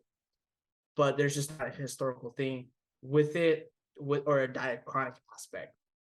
What I'm saying is like maybe really thinking about what I was trying to say. It's more along the lines of the way metaphor and metonymy has to play out, and that how words or signs, signifiers, whatever you want to call them, are always playing around in the unconscious and formulating meaning, especially if you think about, since it's not just like, let's tie everything together. It's not just science, it's not just signifiers, it's the way that desire is structuring and that libido is structuring. We should see libido in the sense of like what D and G talk about, like it's productive, Freud's like saying it's viscous. It's like, yeah, it's moving and it wants to take the path of least resistance a lot of the times. But if there's always like these structural barriers, it's going to go to like wherever, especially when it comes to Pragung and the forgetful forgetting and the structural systems of repression that is always going to remain in this repression, but yet it's always going to find that path of resistance where repression fails because there's never a real repression, just Wait, or a true repression, just like there's never a true sublimation. So so it's like those path of least resistances come in like the association of another and a mother, right? as signifiers or signs. Why is that the path of least resistance in that case? I would say it would also just depend on the subject as well. I was saying it's the path of least resistance because it's like, well, they both rhyme, right? They both sound similar as signs. It again has to deal with association.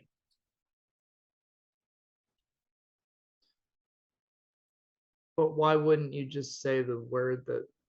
Why wouldn't the path of least resistance be the intended word? And it also could be the Wait, overbearing. you mean like the path of least resistance for the libido to work through, because they're like achieve its repetition in the way it yes wants. yes that's So, thank you, it's like for some idiosyncratic reason, mother as the slip becomes the better conduit for the libido to reach its repetition in that moment. Yeah, and it's like, because the repetition is of course of the drive, right? And or we're talking about the sign. And yeah, because it's like the path of resistance, because there's always going to be resistance on it. And I don't want to get resistance confused with like what he's talking about, like the ego is made up of all these resistances, but the fact of like, let's say that libido is always structuring itself in the unconscious in words and stuff, but the mechanisms of repression are always creating things, barriers that allow and institute forgetting, right? Because that's what repression does, forgets. But even the forgetting of the forgetting, but there's never a perfect repression. And with that being said, there's always a return of the repressed somehow. And maybe it's trying to come back because it's trying to sublimate, but it never really fully sublimates either. And I think that's also the purpose of analysis, to find the points like where you could learn how to enjoy it without undermining yourself. And I think like, in using my metaphor of like path of least resistance is like, it's always trying to master itself in that path of least resistance, but always compulsory, and it always fails because it's always trying to structure itself in words. Well, my question is like the moment of the slip, why here rather than there? It occurs at this point rather than when I said dog. It occurs when I said dad. I mean, there's probably the question I have is like, is it ultimately a mystery why it occurs at one point rather than another, or is its meaning only contingently determined by the reconstruction I would say its symptomatic appearance or symptomal appearance in that moment? symptom, yes. But like there, it is ultimately a mystery in a sense why it would occur at one point rather than another. And the thing is, it's like, we shouldn't see those slips as constantly happening, or like only happening once, but constantly happening. And in a sense, it's like, if it's always reoccurring, I think that is where it's like the mystery becomes solved. But you're right in saying that like there's this symptom, effect of it reoccurring. And because we're talking about speech, or we're talking about words, it's always trying to manifest itself in some type of language game or some type of speech. But in doing so, I think it fails because of the empty speech, because of, now when we talk about resistance in the way Lacan says, not in my metaphor of path of least resistance in which libido or drive is trying to move, but the resistances of fantasy and identifications and the demands, and that in all those ways of associating, even like, for instance, like that one, I think is like was it the last chapter, it's like the person that's coming in and literally says a bunch of things and doesn't stop talking, but really is not saying anything at all.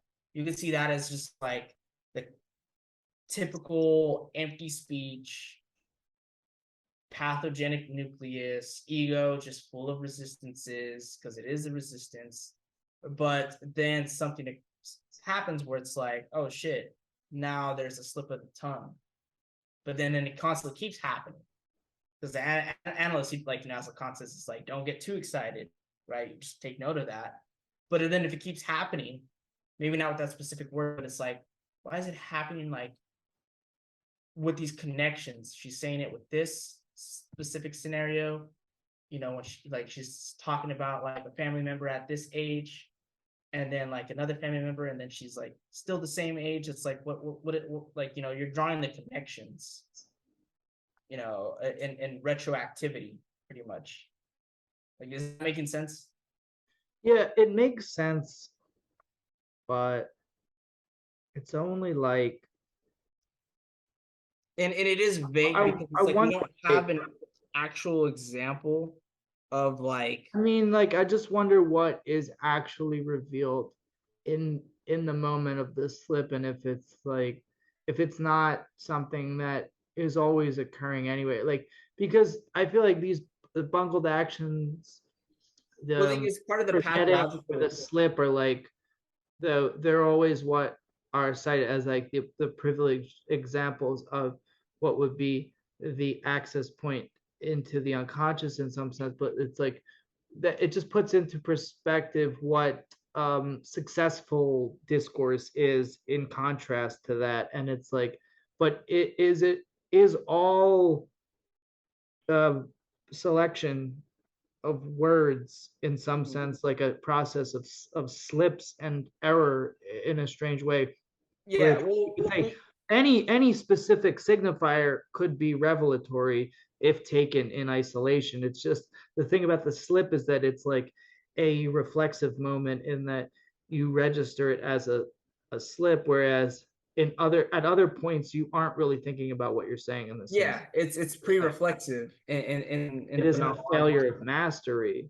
Yeah, and with that being said, it's like look at like what it's also discussed in the psychopathology of everydayness or of everyday life in Freud, but even in the introductory lectures to psychoanalysis from Freud, he has like what, like 4 or 5 lectures on the parapraxes and showing it's like, these are everyday phenomenon, but like what makes them important to psychoanalysis is the fact that it's constant repetition of the thing. And like, we're talking about slips right now, but it's like the parapraxes don't only consist of slips, but the forgetting of names. Let's look at like Freud and psychopathology of everyday life with Signorelli, right? Like it's like he was so like, why did I forget this name? He's like so hard, and then like having to think like he was free associating, and turned out it was like dealing with one of his patients. Or what I said earlier about like constantly like misspelling your name or like rewriting like somebody else's name instead of your own, or like constantly like putting the wrong date. And this is always a repetition. It's never just like, because he's like saying it's like, oh, just because you forget something or you just say the wrong thing once, you slip the tongue. It's like that doesn't mean that there's something psychopathologically wrong with you. But in regards to the analytic session, when one constantly does this because the conditions got right, especially in the transference, that's when something is revealed. That's when the sign starts to manifest itself, because the sign will definitely be there, but it manifests itself in the presence and the transference, especially transference neuroses, in those actions or in those performativity of the stunts of a slip of the tongue, because it's not the analyst that's writing. I only mention that since like, back then, they had more paperwork than they do have technology as we do now. So everything is like, let's say your payment is like now, like you pay your analyst like Cash App or Venmo, so it's private practice. But like back then, it's like, oh, you signed a paperwork and a check or like some type of like, I don't know, like certificate, Yeah. like that. But like you signed your name wrong, that's a slip, right? And you constantly do that. The analyst could bring this up, and that's just a hypothetical. Or if like, this still could be applying now, but it's like, I like to write a lot, about my emotions and stuff, just because like I find a lot of like imagery in it and knowing about myself, and I always write this even though I want to write this like word that could say something right then and there as a parapraxis or a slip. Okay, let's finish this conversation about slips when it comes up again, because I find it really fascinating, but sometimes it's like really hard to grasp the essence of it. But here he talks about the arbitrary relations between names and their object, and there's no good reason that a giraffe should be called giraffe or elephant and an elephant. And the same goes for, even if you break it down to the specific properties of those creatures. So demonstration can only go so far when it comes to signification. And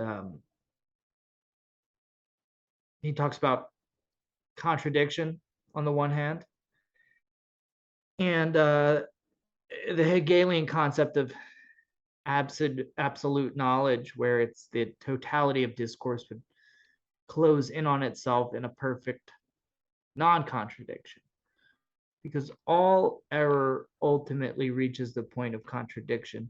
What I wasn't sure on was whether each error is itself a contradiction, or this whole process of following truth to its limit through error eventually reaches contradiction. I think it might be the latter.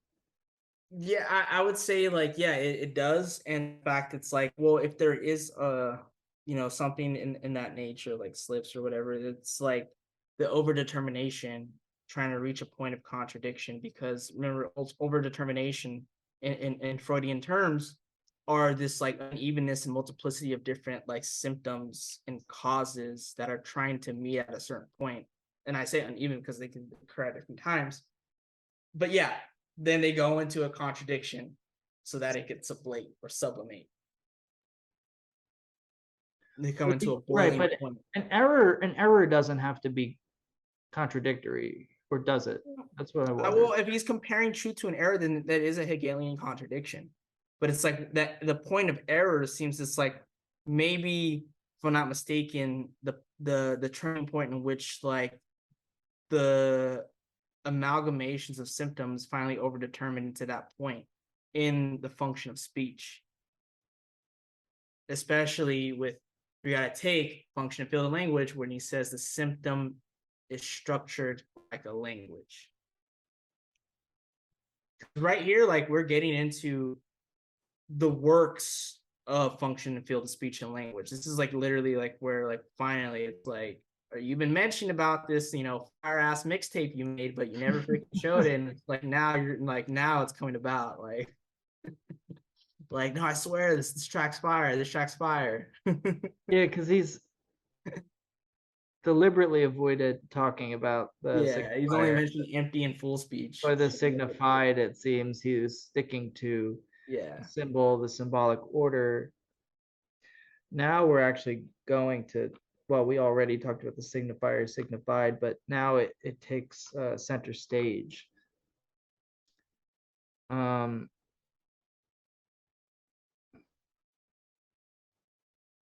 I like also what he says here: the symbolic system is not like a piece of clothing which sticks onto things. It is not lacking in its effects on them and on human life. And this is what we often talk about with science, is that it's not simply descriptive. It doesn't explain what is so much as it does actually affect what is through its feigning explanation.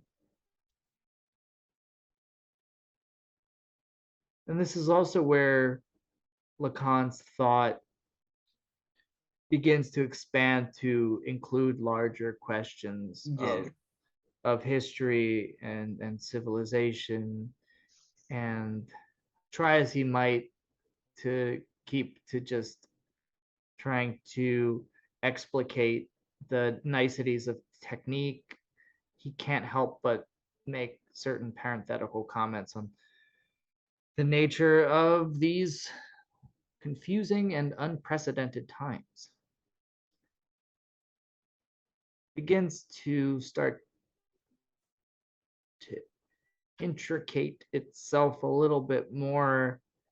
He gets back to Freud and misrecognition, error, negation. When I think error, I think misrecognition. When I think misrecognition, of course, I think the ego.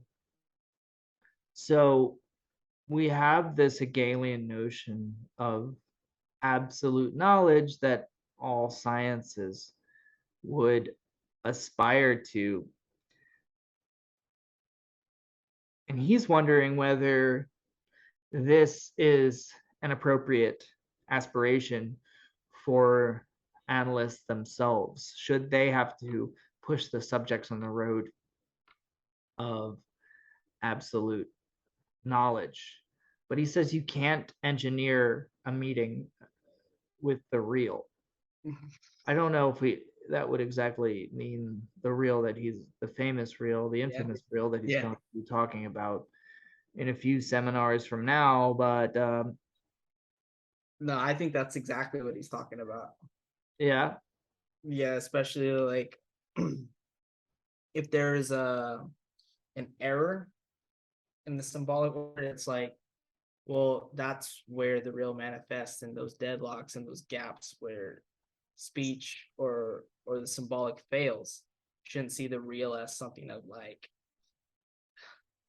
something that's like a thing in itself, but it's like in the failures of the twisting of knots of the imaginary and the symbolic. As at least this is how like Mikey was bringing this up to me. It's like, twisting of the knots, the point of contradiction in which it fails. That's where the real takes its place. So yeah, you can't engineer it because it just leads to failure. and the free associations, dream images, symptoms, and the parapraxies are all sort of brought together under one heading of those speech acts. And I would even call the dream image, in a sense, at least, if not a speech act, homologous with it. Yeah. Those speech acts which can bring the analysan in contact with the real. And I think one of his criticisms of two-body psychology is that it's like as if you're trying to draw the analysan away from that encounter, when that's exactly what they should be impelled towards. And this is a famous line of his: truth grabs error by the scruff of the neck in the mistake.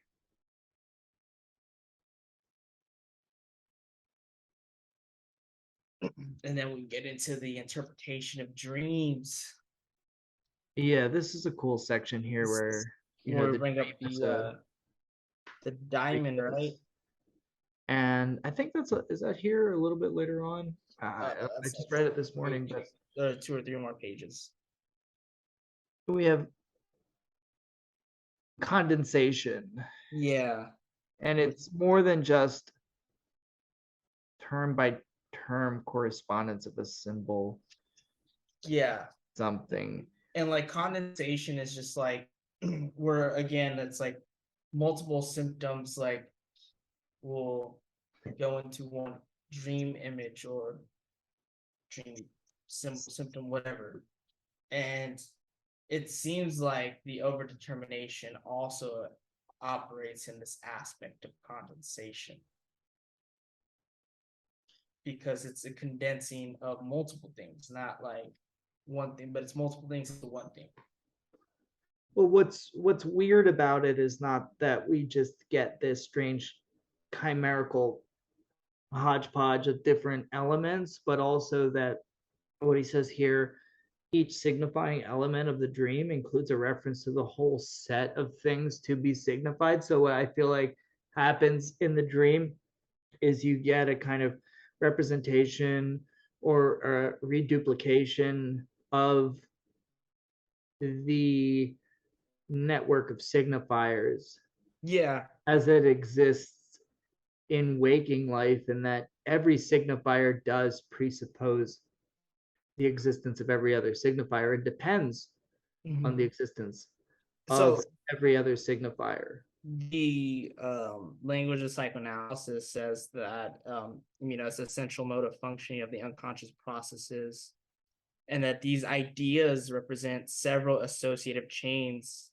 and we could think of those chains as signifiers, but mainly at whose point of intersection it is located. From an economical point of view, what happens is that this idea is cathected. So that means that there is a libidinal investment in this condensation, um, by the sum of those energies which are concentrated upon it by virtue of the fact that they are attached to these different chains.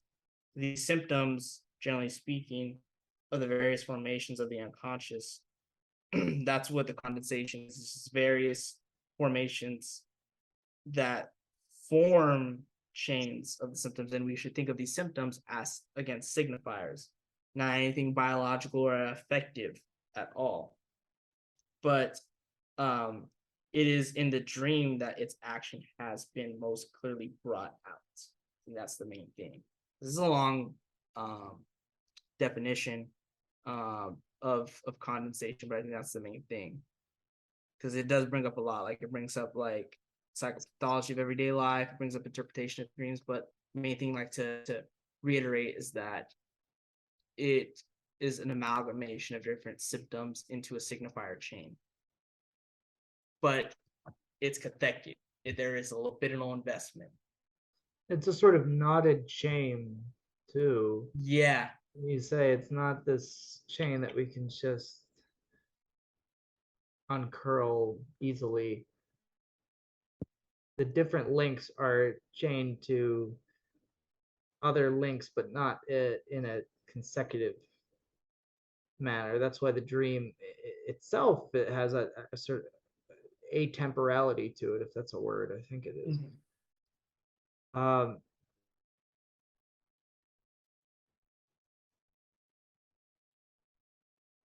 Now, discourse, on the other hand, is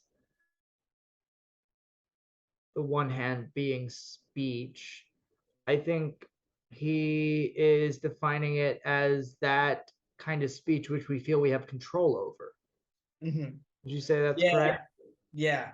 And in a sense, it's like, I mean, this is seminar one, so it's like we'll get into like seminar 17. What is it, like the four discourses in which they believe that they have a certain knowledge, but really, like, the discourse of the analyst and the analysand seems to be, well, who knows, maybe there's more to it than just like what I'm saying, but like I think like what's going on is this discourse is what the ego is trying to bring about from the analysand's perspective, thinking that it knows something, that it demands something, right? But it seems like it never gets what it wants, and it confuses, in a sense, the demand and desire. Hmm.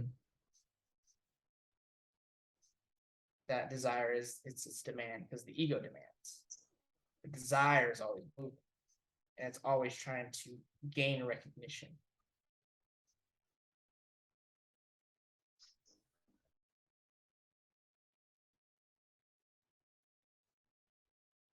And then he goes into Homie Young. this part about your boy Jung, and of course why he's dead wrong about his archetypes. Yeah. Every Jungian style conception, every conception which makes of the unconscious under the name of archetypes the real locus of another discourse, really does fall prey in a categorical way to this objection. These archetypes, these reified symbols, which reside in a permanent manner in a base of the human soul. How are they truer than what is allegedly at the surface? Is what is in the cellar always truer than what's in the attic. Yeah, and that's the thing. It's just like this confusion of the inner and the outer, right? And in a way that it's like this inner has more like drive than the outer world. And the fact it's like what's being said in the complex or the archetype seems to like say as if like even though it comes out in the ego that there's no failure or error, right? Because the archetype wants to integrate into the ego. The complex wants to integrate. It wants to reconcile. There's no aspect of overdetermination or condensation in like the Jungian theory.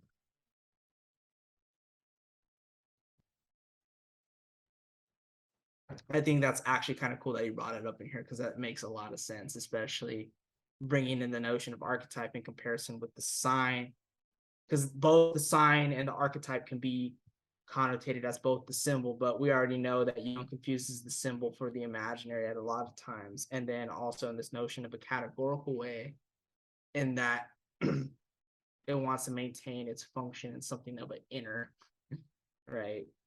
Confusing the attic for the cellar. Or what is truer, or what is it that the cellar is always truer than what is in the attic? That's pretty cool. That's a cool little metaphor. Right, because for him, consciousness and the unconscious exist along the same plane. That places, it's like it's not an unthinkable reality, the unconscious.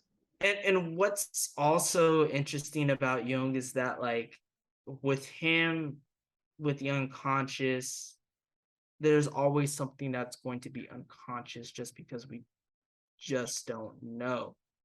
Whereas the unconscious in Freud and Lacan is always going to be that which, desires the discourse of the other. And it's all about trying to name your desire, which can be done by, obviously analytic process. But really what makes a difference is the fact it's like Jung thinks that there is an unconscious outside of repression and repressive mechanisms. That even collective unconscious. Yeah, the collective unconscious. Whereas, would you say for Lacan, the unconscious is only the effect of repression? Yeah, in the same way that he's still a Freudian in that even what's being repressed are like more than just, at least in the classical Freudian sense of just like an unfulfilled wish, but that of desire and the discourse that desire takes on, of recognition, right? The dialectic of recognition and the demand for, the lost object, the privation and frustration of that structural lack.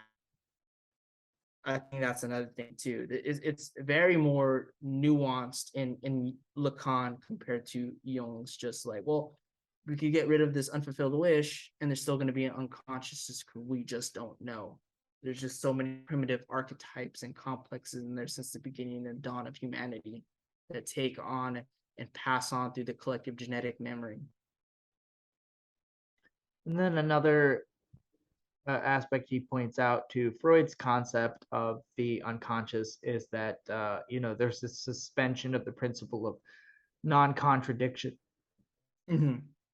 which reminds me of what he has to say about Verneinung. Yeah. And you were listening to Supancic's lecture about that and how Verneinung attests to the suspension of the principle of non-contradiction Yeah. and everything that that implies. But what can be plumbed there must be entered through the dream, the slip of Witz, which is the joke, which obeys laws other than those of discourse. So there's still a law that's being obeyed. It's just not the law of non-contradiction, which it's fascinating because this does have a very philosophical repercussion here, in that like the history of philosophy, especially between like Descartes and I think up until Kant, who problematizes it somewhat, is trying to devise a scientific system that does not disobey the law of non-contradiction. And this is where Hegel comes in. This is like, no, there is the law of contradiction. And Zizek in his Limits of Hegel says it's like there is a Hegelian consciousness of repetition, you know, due to the failures of the discourses in epistemology, right? Contradiction is moving it and it's sublating, but the difference and the limits of Hegel compared to the Freudian Lacanian consciousness is the notion of overdetermination, which the Hegelian consciousness lacks. And that's due to this compulsion to repeat. And I think what there is no emphasis of compulsion to repeat or compulsive repetition in contradiction in Hegel's consciousness, but there seems to be this compulsion to repeat in Freud and Lacan, mainly due to the overdetermined symptomatic structure of subjectivity, in which subjectivity, like Hegel's subjectivity, there's a gap, there is an alienation, but there's the phantasmatic aspect in the gaps of that split, and that seem to structure desire in a way that constantly build overdetermination of the symptoms. Maybe not desire is doing that, but there is a movement of the unevenness and multiplicity of symptoms. That's what makes overdetermination more crucial, is that it's never one cause for a compulsion repeat, but multiple. That sort of helps explain how the slip works also, is that there's never any one meaning Yeah. to a slip. It's not univocal. Yes. It's very polyvalent. Polyvalent. Yes. Yeah. Bars. Or polysemous. It, this is a challenging chapter, but yeah. But it's relatively short. We're well equipped to deal with it. So he says that analysis is nothing other than an entire series of revelations particular to each subject. So what's interesting to me about that is there are points at which it seems like Lacan is also trying to define analysis as something with a very simple goal despite everything. It's not easy to reach. The specific method that needs to be employed ultimately depends on the particularity of the subject that you're dealing with. But it is this series of revelations which, if the technique is employed correctly, will reveal themselves and will effect a kind of transformation upon the subject. Now, the productive entry points here are always going to be revelatory and are always going to be, of course, connected to the signifiers being used, but it isn't this search for a pattern. which he's going to talk about a little bit later on, because I feel like first glance, some of this might suggest that what you're looking for is a specific pattern and trying to reveal that in the key of mastery to the subject. There might be a pattern like in the slips that are occurring, something symptomal that emerges, but the pattern itself doesn't have to mean anything on its own. As you said, overdetermination is something that like cannot be viewed in terms of a specific checkerboard Yeah. of blacks and whites and differentials that are easy to point out, like, oh, I see you're going back and forth between these things. It's always a farrago. It's always a very confused mixture of different elements. And yeah, that's the main thing. Like, they're structural elements. They're just what make a part of the overdetermination is that it's never like they're never on point with each other. There's an unevenness to them, and it's just that's the metaphor to use, right? Can't really break it down any further and say it's uneven. Always one of those causes overdetermines the other, and it's like a race of like who is going to make the symptom par excellence more than the other.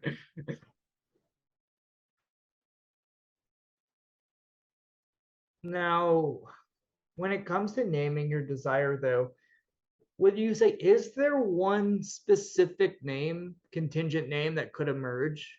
Well, yeah, and then Act that's as like the subject's master signifier, like for Serge Leclerc, with his famous example of the dream with the unicorn, and he comes up with this name, Poor Jelly, which is this condensation of many different elements. Yeah, and I think that's what it is like it's really identifying the condensation. I think that's what's more like important was like what condensation displays versus displacement. Because I think displacement kind of takes away like the central notion of like the function of the way the signifier functions in an overdetermined factor. It's like the displacing of it in something else kind of disclose or conceals, what's being repressed. So the condensation can, Yeah, to that extent, be something that is like able to be depicted for the subject beyond just sort of the empty structure of a dialectic, but actually given a kind of texture and feature. yeah, and the thing is like when you're looking at overdetermination, that's like I think that's a prime example of condensation is that it brings into fruition overdetermining factors, overdetermining causes or symptoms. And the dream is like, it just occurred to me that like the dream is like a condensation and overdetermination in miniature. Yes, yeah, and the thing is like, and sometimes displacement can kind of put the onus onto some other type of symbol where it's like where does it really belong, right? I think it's just though that acts as a defense mechanism.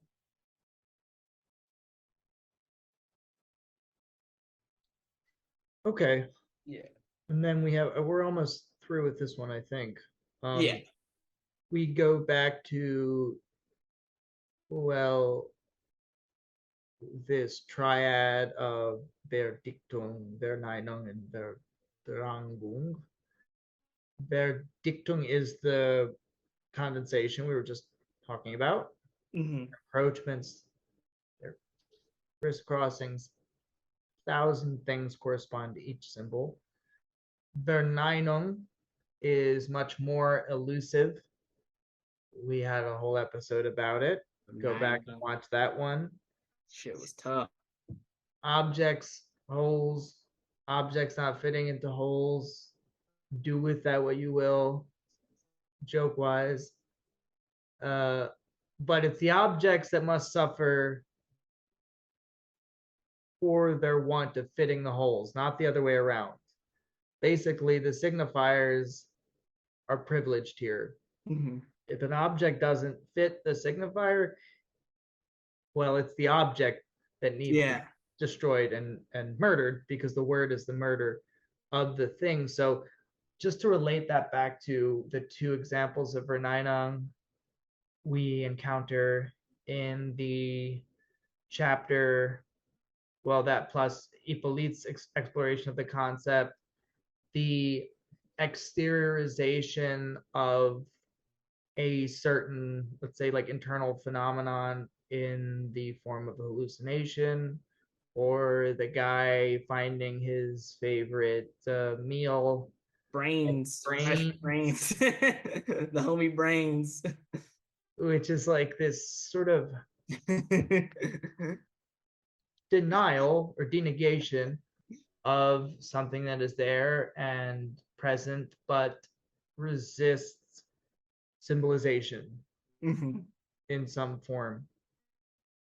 That is Verneinung. And then repression is another register. Now it's confusing because it seems like Verneinung would just be repression, but it seems to be some sort of like liminal category almost between Well, the thing is that you see and repression acting as a forgetfulness, like and then like the forgetting of the forgetting. But the thing is like we got to understand also that there's an aspect of when it comes to repression, it's never 100%, because repression only happens when sublimation doesn't become successful.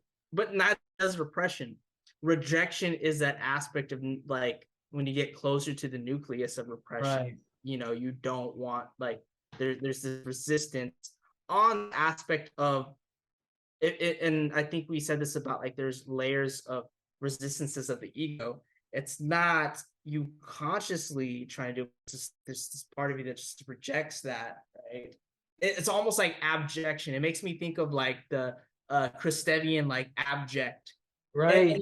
and she actually does she does reference Verneinung and a couple other texts from the metapsychology of the Freud, but it's a jettison, yes of that as you approach the nucleus of repression, whereas this last category, the Drangung, is much more everyday and sort of pedestrian a category, because it's just your everyday repression that it structures your reality. The thing is like with Verneinung as like this the negation or rejection or refusal, it's like it's not an object but something that is opposition to the I, something into opposition to the ego, and we should see that as that's what Verneinung is, or abject. Shout out to the homegirl Stava for that. Queen. Yeah. Oh, it's okay. So something that's opposed to the I. Yeah. Okay. Something that doesn't agree with your self-image in a sense. Yeah, just the overall like identity, but it's like it's not even like on the immediacy of like the consciousness, but something that actually kind of takes form pre-reflexive, but I think that it aligns with the reflexive aspect as well. Or your reflexive has no choice but to do the rejection. So I think there is, I think there is like there's things like it doesn't align with the image, but it's like it doesn't. What's happening is that even in the pre-reflexive aspect of yourself, it's obviously coming up, but there is this radical animosity just to freaking jettison it out, because not only does it not align with your image, but it's also destroying the I, your apperception of self. Yeah, because you're in a place where you're not, like in the case of the wolfman who sees a nail in his hand and his hand bleeding, something that's not actually happening, right there, there's this scission within the eye Yeah. that I'm seeing something that I'm confusing with myself, but it's not myself. It's mirror image. It's mirror appearance. Yeah. And it makes me think of the slip also, because it's like the hallucination is something that comes to replace something else Yeah. in a strange way and creates a rift. Yeah. And then he takes a weird turn here and talks about this phrase "le mot me manque." The word escapes me, Yeah. and relates that back to Signorelli. I feel like this is just like a mashup of so many of the things that he's been talking about up until this point. It's just like all like just It's all remixed coming. Yeah, it's all together. coming together. Like, The remix edition of the yeah. song about slipping.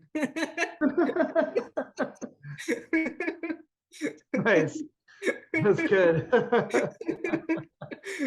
Little Dave Chappelle, R. Kelly. Oh shit. I'm gonna slip on you. Jesus. Yes. Like it brings it back to Signorelli. Um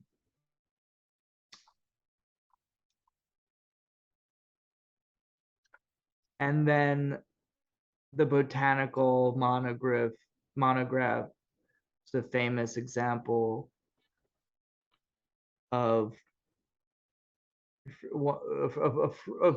Freud's biography of Chris Taken, not biography, but like a biographical detailing Yeah. Yeah. Him of his own analyzing himself. self-analysis, of course. Yeah, what's the story behind the botanical that monograph? that's supposed to be like about like I think there is a condensation in that because that like botanical monograph has to do with like his use and abuse of cocaine um in an analytic treatment, also his own addiction, but then like aspects of his own megalomania because like he really was adamant about like becoming like the man to create like a new scientific theory like amongst many of his peers. And I think there was also like, if I'm not mistaken, no, I think probably might be confusing it with another dream, the Irma's injection thing. No, but like in this one, there's like this megalomania at least to like be on top, but there's like this sense of guilt as well, like he's going too far. But also something about well, recognition, in a sense, like he's about to be awarded this title of Yeah. extraordinary professor, and his wife is somehow interfering with that, acting as an obstacle. That too, because it's like and one thing is like he's being too competitive and trying to get this scientific discovery so you get the award, but also it's like he's not being a good enough husband because of like um he's wanting to get recognition on one end, but like then there's like the demand for recognition on the behalf of the beloved and ignoring that and putting it like all his attention onto his scientific discoveries and his accomplishments, to be exact. But it's like all of these different characters who figure in the anecdote have different resonances phonetically, and together constitute a kind of condensation. And then the condensation, put crudely, dissolved into a specific meaning. A sentence would be, I no longer love my wife. I'm not recognized by society. I'm hampered in my ambitions, and maybe much more than Yeah. just that. And I wonder if the botanical thing has reference that I'm no longer recognized by society, because I wonder if like there was some like regulation on the coke during that time. Because We'll he have was to go back and reread that. Yeah, no, he was like tooting. yeah, freaking Johnny Depp style blow. There you go. Sigmund Perico Freud. They called him. But he brings it back to Verneinung and that, like, well, first it's desire. What's at stake here is desire, and Lacan hasn't really used desire much up until this point, even though it's his big concept. That's like his flagship idea there, but he's taking his sweet ass time to lead us to this point of desire.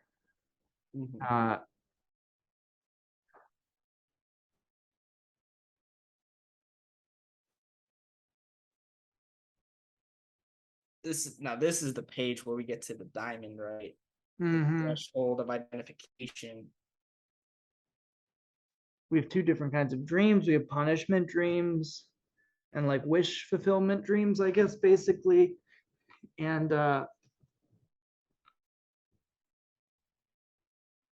he feels like everything he's been talking about so far can be better explained by referring to this dihedron diamond with 6 faces.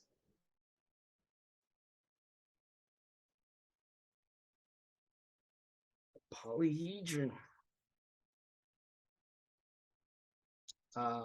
So like in right here is like where we get into like well, he says that 3 fundamental passions can be inscribed at the junction of the symbolic and the imaginary. Bridge the line called love. Are we on that part right now? Right, on 71. Yeah, in 71. I'm not sure what to make of the diamond, other than that it seems to me to be a way of expressing the combination of It's like real. It's like an interconnectedness of like the plane of like love and hate, but like in how they take place on the imaginary, because the real would be like even though they're connected, like I like the way Becker displayed it on the video. It's like he split them in half, and the gap is where the real is, right? And I remember, that's how we should view the real to be, is that gap, the point of failure in the contradiction. Because we have a good idea of what the symbolic is, what the imaginary is. What's been missing is the real. And now the word's popping up a lot. So we're nearing an understanding of what the real is through our understanding of the way the symbolic and the imaginary interact. And it can only be revealed through the interaction of the symbolic and the imaginary. Now we get into this discussion of the fundamental passions, which are love, hate, and ignorance. And ignorance now as a passion. These are the byproduct of the interaction between the symbolic and the imaginary. And it's specifically the third passion, ignorance, that the analyst addresses in this session. which of course is not to get confused with reconnaissance or misrecognition, but ignorance does play a role. And I thought that was very interesting that you put that as a passion on there, because like, at least from what I know, the point of which, when you get into the session in the transference, that you notice in the transference love, at least if you put that polyhedron to practice, the point of ambivalence in which love becomes hate, and it's projected onto the analyst. Maybe that not that you literally hate your analyst, although that could manifest, but certain aspects that are some like due to speech, and if that sign is being put through the time, right, through that river we're talking about earlier in the session, hate rise in your house. But it's like, well, what's being ignored? What is the ignorance that that's kind of like interesting to me. That's still kind of trying to get a hold on. Yeah, and in simple terms, when you go to an analyst, no matter what specific complaint or hang up you articulate, at the heart of it is this feeling that one doesn't know what's wrong with them. There's something they want to know that they don't. And therefore, the dynamic implicit in the first encounter with the analyst is, you know something about me that I don't. Yeah.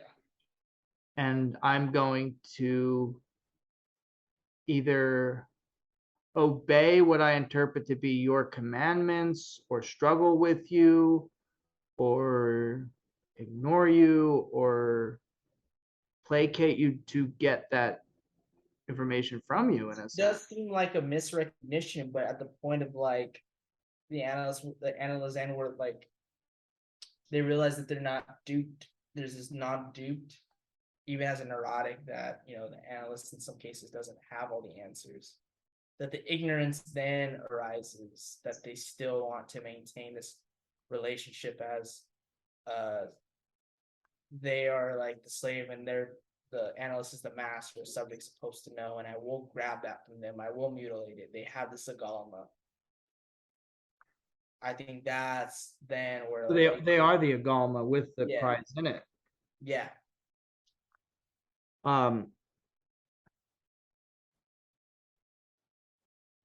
And then the only direction they're given from the analyst is to obey the fundamental rule of free association, which I realize now reading this is supposed to suspend the law of non-contradiction. So that goes back to what you often cite from Zizek, which is, that's almost the same thing as being allowed to not enjoy. Yeah.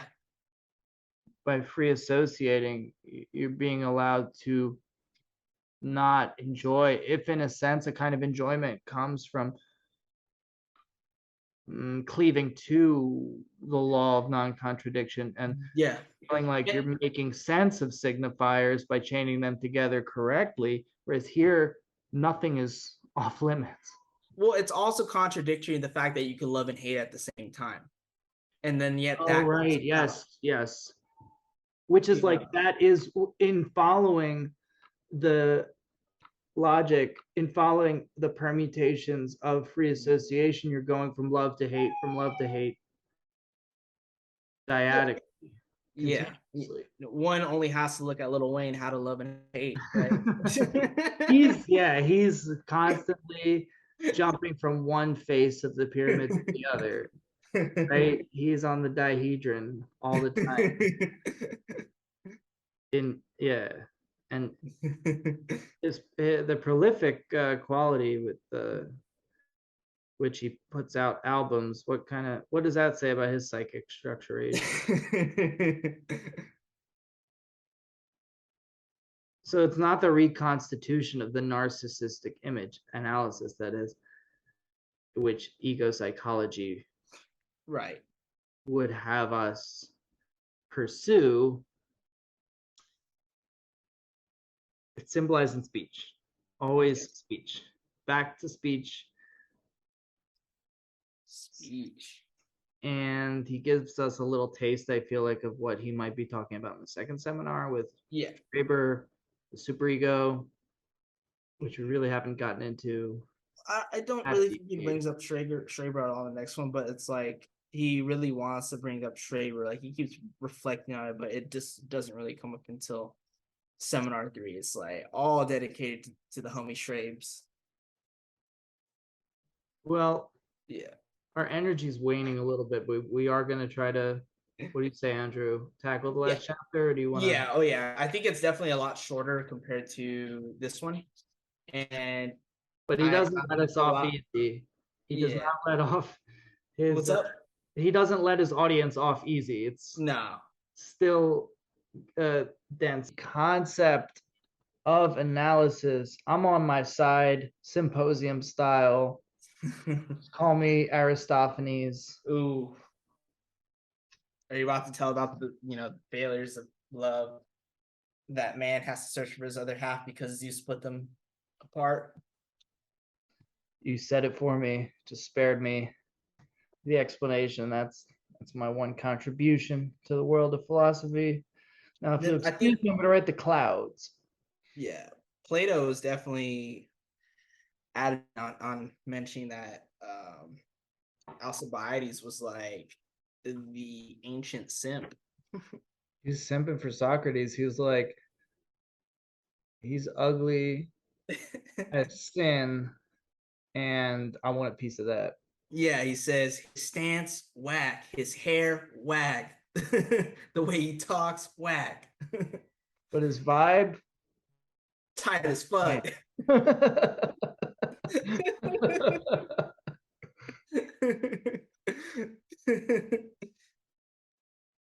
Yeah, he had the phallus, Socrates. He wasn't even trying to seduce anybody, really. He was just being himself. He was just doing his thing. He probably smelled awful too. Yeah. He was a soldier, right? Was he? Yeah. Like in the Yeah, he fought in the Peloponnesian War. Peloponnesian War, right? Yeah. I don't think Plato did, but Plato was a wrestler or a pancration fighter. Well, Plato means broad-shouldered, so apparently quite the build. Platon. Okay, the concept of analysis, the intellectual and the affective. Who has any questions? Aubrey. Is this Drake? Oh, Madame Aubrey. Well, right here is like this is where we get into the nitty gritty details about transference. And what I mentioned before, like Lacan is like, if there's anything that I could tell you, it's like you need to just like dispel of this distinction between the affective and the intellectualized relationship of like the transference, like this dichotomy of like intellectualization and like the affective. We should focus on what we've been talking about. That's literally the entire freaking theme is speech, language, symbolic signifiers, naming the thing and bringing about its beginning in time. Right, and then the distinction between the affective and the intellectual, and that the affective is not this special substance we're searching for within the carapace of language, but is almost like suffused in the signifier. Yeah, and we should like reflect back to like Anna Freud, who was like chasing the affective with her patient, reconstituting the patient's coherency of her ego, because it seems like in looking out for the affective aspect in the transference, it leads to a countertransference. Inevitably, all feelings are reciprocated. Yeah. As Lacan says. Yeah, you're not their cry on the shoulder. You're not like, sorry, Miss Jackson. You know. You're not a mother surrogate Yeah. or a father surrogate, even though in terms of symbolic transference, you may take on that role for the analysand. You aren't seeking to actually fulfill that role. Yeah. And you're not going to cater them or tell them that they're great for everything. And, something that ego psychology, CBT stuff, and the fact that like when you look at like modern therapy and like they have these workbooks that you have to take home and practice, you gotta make sure you're doing deep breathing. You gotta make sure that you at least conduct some like 5 goals or healthy habits, whether it's eating healthy, hitting the gym, saying, thinking positively. And if you do those things, good job on you. You're doing great. I want you to know that you're doing well. And I care about you as a person, but I'm your therapist at the same time. Like, no. So Yeah.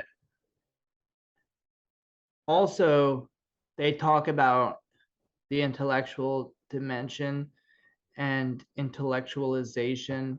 Reminds me of a conversation I had with a friend recently where he told me that his therapist said he intellectualizes too much, which is something that therapists in ego psychology will say a lot, like you're intellectualizing too much, which would imply that you're just supposed to feel emotions in their denuded state, denuded of any sort of thoughts or conclusions or meanings, but just as yeah. if there's something to access there beyond the signifier. And to an extent, like even in analysis, when you look at like the clinical structures of the neurotics, it's like they can have an intellectualizing aspect to them, but like ultimately what it is a moralizing of why they can't enjoy it. And to an extent that like somebody who like overthinks, like even in a sense, it's like, if you're intellectualizing, there's like not something detrimental, but I think there's something that's going on beyond the fact that you're intellectualized. It's not the fact that you over intellectualize too much, and you're right. Like, so it's like, you just feel in this raw state of emotion because in CBT, DBT, like they say it's like, well, this is like aspect of black and white thinking, automatic thoughts.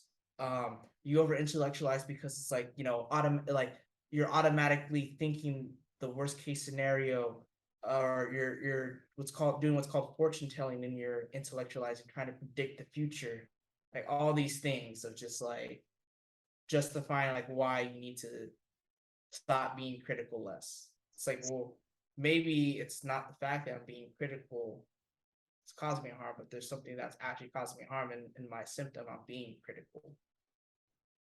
And The you Hegelian Zizekine reversal. you use sublimation to denote positive development, right, in someone's response to their symptom. But can sublimation also be dangerous, threatening, Well, if we're Lacanian, or is it by definition good? well, for Lacanian, sublimation is good, right? It's again, the fucking key to success as a Lacanian is the fact it's like the moment I am not fucking, I am talking to you, and yet I get the same satisfaction if I were. That's successful sublimation right there, and we shall take that to the grave because there's only one aim that can sublimate to match like the sexual enjoyment of the drive, right? So what it like, all right, if you're intellectualizing too much, is I don't. that a Yeah, I fetish, don't. for instance? Like if you have recurring thoughts, if you're dwelling on something. Well, I think that's like reactions towards like this something like something that's going on like that will cause you to intellectualize. So it's like, well, like what is it? I wouldn't say like it's like, well, what is it that you're intellectualizing? But it's like, well, even in the affective domain, if like you're feeling like stress, melancholia, anxiety, like in like the DSM-5 sense. But it's like you have to take it's like with these ego psychologists, CBT sims, it's like they're not focused on speech or discourse and free association, right? They have a whole laundry list of what they could already categorize you by the time you start to speak, but they're not paying attention to the discourse, the slips, the ruptures of the symbolic structure. They're not looking at slips of the tongue, parapraxis, clinical structures where it really matters. So whether you're neurotic, psychotic, perverse, what have you, they just say like, oh, so I see that you like to predict things a lot. Like, you know, they patterns we were only talking about they like before. to reorient the symptom rather than see what the signifier is. They don't even pay attention to the dreams, let alone, you know. They want to reorient the symptom, you said. Yeah, I like that. yeah. They just reorient. It's like and again, like what Lacan says in function fields, is the exercising and making one adaptive to the social environment. And that's exactly what CBT, DBT does, because it's a behavioral method. It's all about exercising your behavior. And in a sense, you're being cleansed so that you can be a functioning, productive citizen. Right. So then we have the notion of mathematics here, but I don't know if we have to go into that. It feels like more of an aside. But again, we're dealing with a very polyvalent symbol. So a lot of this is just reiteration. We already talked about how the symbol is polyvalent, the condensation is polyvalent, and a more authentic understanding of the phenomenon of transference wouldn't see it as something to get past, but to avail ourselves of in leading the analysand towards the access roads kind of truth. The transference in that sense is very rich in possibilities. Yeah. And that's the thing. It's the part of the technique is transference. Transference is the technique. That's where the analysis starts, is in the transference. Even like modern object relations bros will say the same thing, like the homie Donald Carveth. It's like analysis starts when the transference happens. Transference could happen literally when the analysand literally gets on the phone with you for like a consultation. Right? Or it could happen like 10 sessions later. Just because you're sitting there in analysis talking, it doesn't mean there's actually transference going on. The analyst could literally just be sitting there bored, like, you know, like, I'm not finding anything, like, I'm trying not to fall asleep. It could happen when you match with your therapist on Grindr. That could be the beginning. That's the erotic transference right there. Erotic transference. Or transference erotic. But yeah, no. Joking as it may be, that there is that aspect of the transference, though, in the transference love, where it's like where it goes, and in some cases, like, and that's where I bring up Donald Carveth again. He says that there is, in a way, where like, because no matter what, there's always going to be some element of countertransference in the analyst, but that's why it's important that the analyst is always under supervision, going through analysis themselves, right? No analyst is exempt, but there is, I guess, in some way, the symptom that they have some type of symptom of narcissism, or like feeling of recognition, where they love to be the master. So in a sense, it's like, well, if my analysand is in love with me, I could work with that in that sense and kind of like use it to my favor. I don't know if Lacan would dig that. Then again, there's always like speculation on like what, like we heard different stories. Like Lacan was the most simplest of analysts ever, and it's like, well, Lacan also had some unethical ways of practicing. Sounds like it. I'm not so sure I'd want him as an analyst. I might need some counter transference to, just as a cushion. But yeah, what is he's like he like clanking coins on the desk, counting the money as like you're talking just to fuck with you. Dude, like eating pies. But that's kind of like a counter Clanky. transference right there, or he's like, yeah, eating cake and drinking tea. Well, maybe he's not saying avoid counter transference altogether, be a complete mummy, But but what he's saying is like like avoid it as use it. a primary technique. But also when it pops up, like you can use it in a way, right? Well, he's saying it's like if it's Inevitable. like your last resort, yeah. But it's like as far as like when we look at seminar lemon, what are the fundamental techniques of psychoanalysis? Transference, locating the drive, which is the signifier, right? The repetition, and that we're trying to locate the discourse of the unconscious. But you can't do that in the counter transference if that is your primary technique, because that could always reorient, especially like when the countertransference manifests itself mostly, it seems like, on the level of the affects, on paying attention to the patient so much. Because you see this in a lot of, analysis where it's like they care so much about the patient. They want to be approachable. They want to be humane. They want to, seem kind, and they give themselves off in a way where it's like, like it's, you're this good person, you're safe with me, I won't judge you. Well, at the same time, it's like you're not trying to humiliate this person, but it's like you want to give them that resistance that makes them like realize that they shouldn't be allowed to enjoy. If you're giving them that safe space, it's like then they can enjoy the symptoms without feeling judged. Is it not they shouldn't be allowed to enjoy, but they're allowed to not enjoy? Yeah, there should be allowed not to. Sorry. It's not like right, because enjoyment isn't prohibited. Mm-hmm. It'll happen. It's a displacement of what they're usually enjoying, and in that sense, it's where now the signifier or the subject is put into question because it's empty of the signifier that allows enjoyment to happen. Just through a metaphor, especially in neurotics, right? Because the psychotic is not duped, non-duper, the non-duped of the father or the name of the father.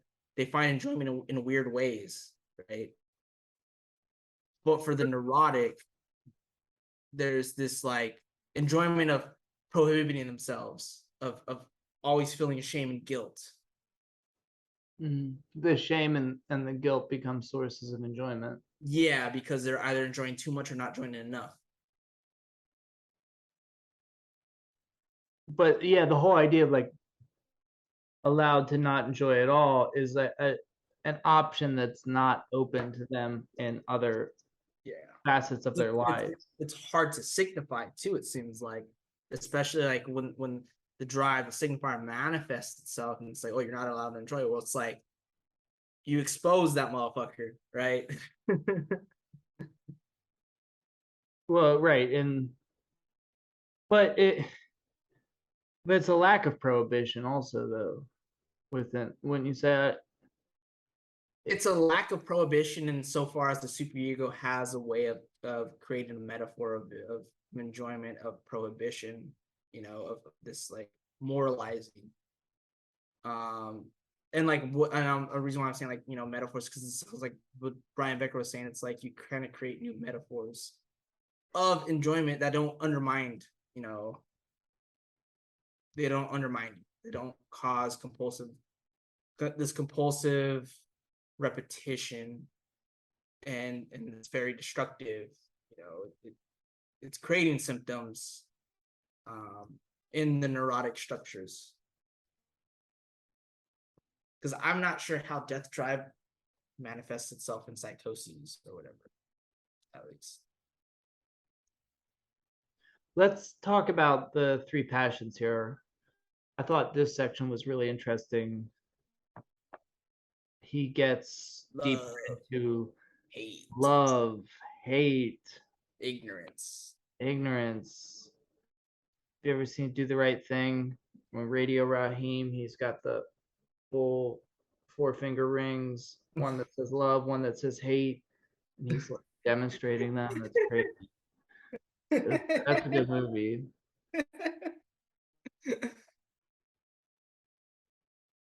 Love is distinct from desire, considered as a limit relation, which is Yeah. established by every organism with the object which satisfies it. Yes. So Because ultimately it's like, and here's my question. It's like if we're talking about limited relationships and love, it makes me think if we're talking about like the way that she talks about like love as like a failure, like you love them for your flaws. Like when he makes that joke of like, I would, if you didn't have that mole on your stomach or that excess like fat, you would be perfectly beautiful. But it's because that you have that you are just like right type thing. But then like we have, because we're talking about transference, the transference love, in which we're talking about like this demand of, I want you to see all of me in your eyes, but the way I see myself. right, which is I want to be loved as an object. I want to be Yes. objectified. This is where he brings it back, I think, to what he calls here the dialectic of perversion. We're talking about Yeah. polymorphous perversity. It's like if there's a primary love, it is one that would be regained through genital love, in as much as with primary love, you love yourself as an object in a state of autoerotism, but it's like as you are captured by the gaze of the other, maybe not the gaze in this case, but it's like you do want to regain a kind of narcissistic love through the intervention of the other. Well, the thing is that I'm having a hard time expressing it, but no, well, narcissistic love is going to be exactly of like being like, in the sense that you want to project your symptom onto the other person, and you want them to love you like you enjoy your own symptom. You want that recognition as you recognize yourself as a symptom. Not to say that you say like, oh, I'm a symptom, but there is this enjoyment of how you have this reflexivity on yourself and all that it entails. And so far as you said, like, the perversion of being an object for the other, it's like, well, I'm a symptom of myself, so I want them to see me in all my unconscious fantasies. Because with narcissism, right, there is a void, and the symptom is like this island fantasy. So it's like I'm projecting that onto the other person. but how is it different from being like caught in the gaze of the other in a way that would cause you shame and Well, in a unpleasant? sense, it's like with that involves neuroses. And I think in the sense of, you don't necessarily have to have narcissistic structures, like as far as like a clinical symptom or a clinical disorder. But in a sense, it's like if we're always like working through the ego, there's this point, it's like where the ego really manifests the symptom of narcissism, where it's like it gets deep and it's like, because there's this vulnerability, it's this emptiness. This is the veil, right? When we're talking about the veil of the phallus, it's like there's this veil which protects against the lack that there is no ego par excellence. And so narcissism acts as like this phantasmatic inflation. And so you project that onto the other so that you can see yourself from them seeing you. I wouldn't say it necessarily be like an objectification, like perversion, right? Although in some cases, maybe some narcissists can have perverse things. That's where it gets really weird, because perversion is that exception, right? But when you were saying that with shame and guilt, that's neuroses, right? There's that neurotic set. Yeah, but the neurotic still craves love. It still craves love, and that's what I'm saying. It's like they may not have like that immediate narcissistic structure, but it's like when you get deep into the transference, and if there's a transference love, when you get deeper into that like nucleus of oppression, the parts of the ego's resistance will kind of have that narcissistic structure of wanting to identify and project that onto other people because it's vulnerable. It's a veil of emptiness. That's how I see it, at least.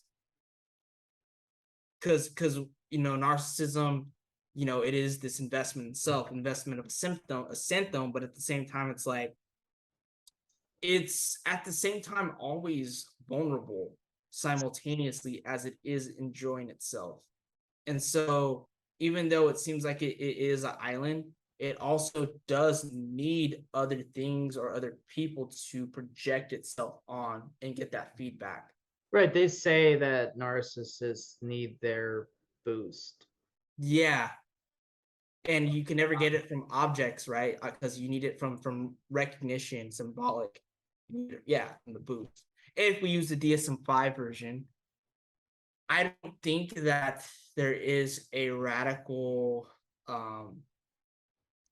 exclusivity with the way narcissism functions in DSM-5 versus clinical structures of psychoanalysis, but I do think that the DSM-5 focuses too much on like anatomical causes, chemical causes, and Sure. then Yeah. I mean, I remember, I don't know, through osmosis, I picked that up, but I don't know that it has anything to do with this Lacanian concept of Osmosis Jones. Yeah, Osmosis Jones. He got slapped by Osmosis Will Smith. The But is love always essentially narcissistic, or am I missing something here? Well, in a sense, it's like and here's where I get philosophical with it, like Zizek. It's like you got love in accepting the failures of the symbolic, like the real, like that aspect. Like it seems like it's like more towards like an agape, and then you got the more what is talked about in transference love with narcissism, the erotic aspect. It's a demand, a demand of seeing me as like I see myself and enjoy myself, but I want to be seen that way in your eyes. It's us demanding that recognition of how I enjoy myself, but I want you to enjoy me like I enjoy myself. I demand you to do that.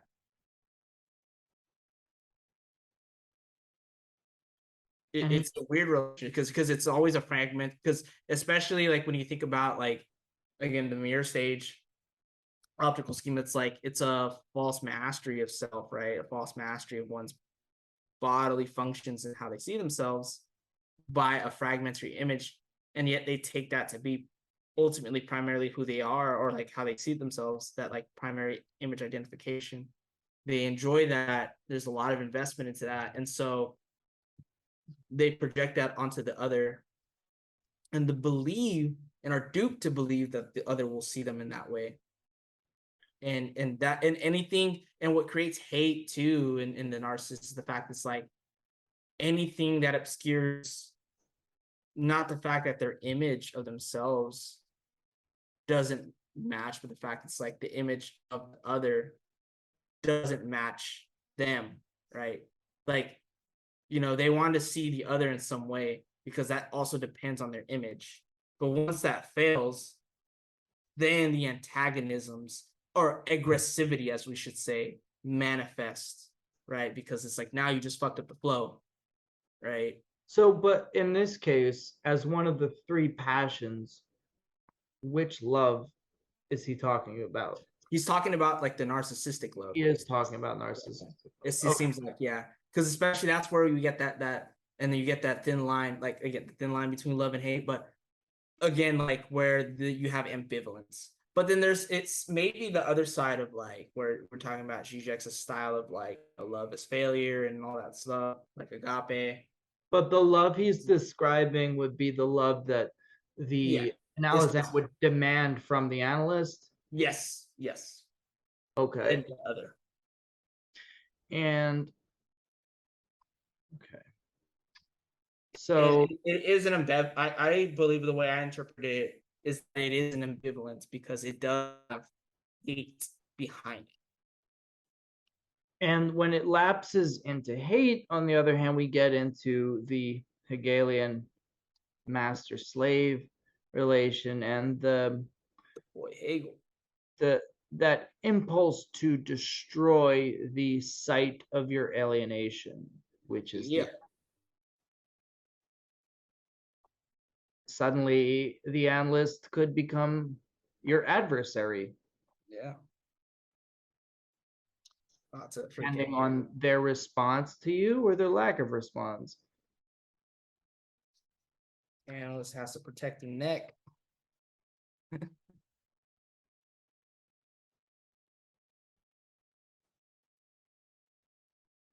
And he says something interesting here about our civilization being one of hatred. Yeah. So this is what I think I mentioned earlier in the beginning, but yeah, like where we get into this sort of because right here, even before this is mentioned, um on page 276 at the end, he says without speech, in as much as it affirms being, all there is Verliebtheit, imaginary fascination. That is what we mentioned when we first, I think, what was it in Zeitlich, Lundvik, Geschichte, Self-Simpen? Zeitlich Entwicklung. Yeah, so Verliebtheit is self-simping, or pretty much the narcissistic investment of oneself and taken as, a fascination of love. It's like you're crushing on your own lure, your own image, right? It gives you like all the, affective qualities and everything. And yet it also still depends on the others mirroring so that you could see that. And I think this whole thing of building up to this Western moralism is because there ultimately is a failure in that, but yet at the same time we're still duped to believe that. And this is just Lacan's thing, we get tie in so many philosophical thinkers like Zizek, Marx, and Althusser, but like this whole thing of Western moralism has an implicit hate in loving thy neighbor, right? And then with Heidegger, it's like you have this thing of nihilism, and Nietzsche, like this devaluation of values that I think even Nietzsche says in one of the aphorisms in Human All Too Evil, or Human All Too Human, that that respect acts not as an admiration or love for somebody, but at something that signifies a secret fear and hatred towards somebody, but you put them on a pedestal. It's like you're kind of like afraid to lose your life or lose your position, so you'd rather stay there and respect them. Yeah, it's like how people want to get close to people who are powerful or influential, and they'll avow a certain admiration of that person, but yeah, in reality they would like nothing more than to see their downfall. But at Yeah, the same time, they do derive some libidinal pleasure yeah. in being It's almost like what like modern like trap rappers saying how they love their haters, and their haters like hate to love them but love to hate them, or something like that. yeah, exactly. There, right there, you get the two sides of the Yeah. coin. Um, Interesting. All right, so let's try to wrap this bad boy up in due time. But ignorance is really the crux of the matter Yeah. here. We talked about this already a little bit, but he brings it to a kind of philosophical level here. He talks about Maieudics and the Meno, and pretty much how the analyst can only reveal to the analysand that which, in a sense, they already know. And it's funny that he mentions the Mino at the end, because he'll mention it in the beginning again. Like I think I said this before, that he mentions this in seminar 2 with the Maieutic, that specifically the Mino, that there's this like similar form in psychoanalysis, like the meiotics, it's like it's this questioning, but it's like it's only giving you so much that it allows the person in question to look within to find the answers, even within error. You ask the question differently to bring about a different response from the person in question. The person in question brings out a different response after initially failing the first one. But with that being said, it's like I think it's like Manoni is like, oh, well, the meiotic is different from psychoanalysis because it's got to do with the Platonic notion of truth, absolute truth, right? Of remembering absolute truth versus like the historicity of the subject, right? I think that's the main thing. But I think they both still deal with an ignorance. Well, ignorance is also like to ignore, right? It's not just to Yeah. not know. There's something that is there. Yeah. You're Because if ignoring. you don't know something, right, it's really you're niching. But then if you kind of like are told what you're niching of, you kind of like, okay. And then if you choose to do the same thing, you're ignoring it. Now you're ignorant.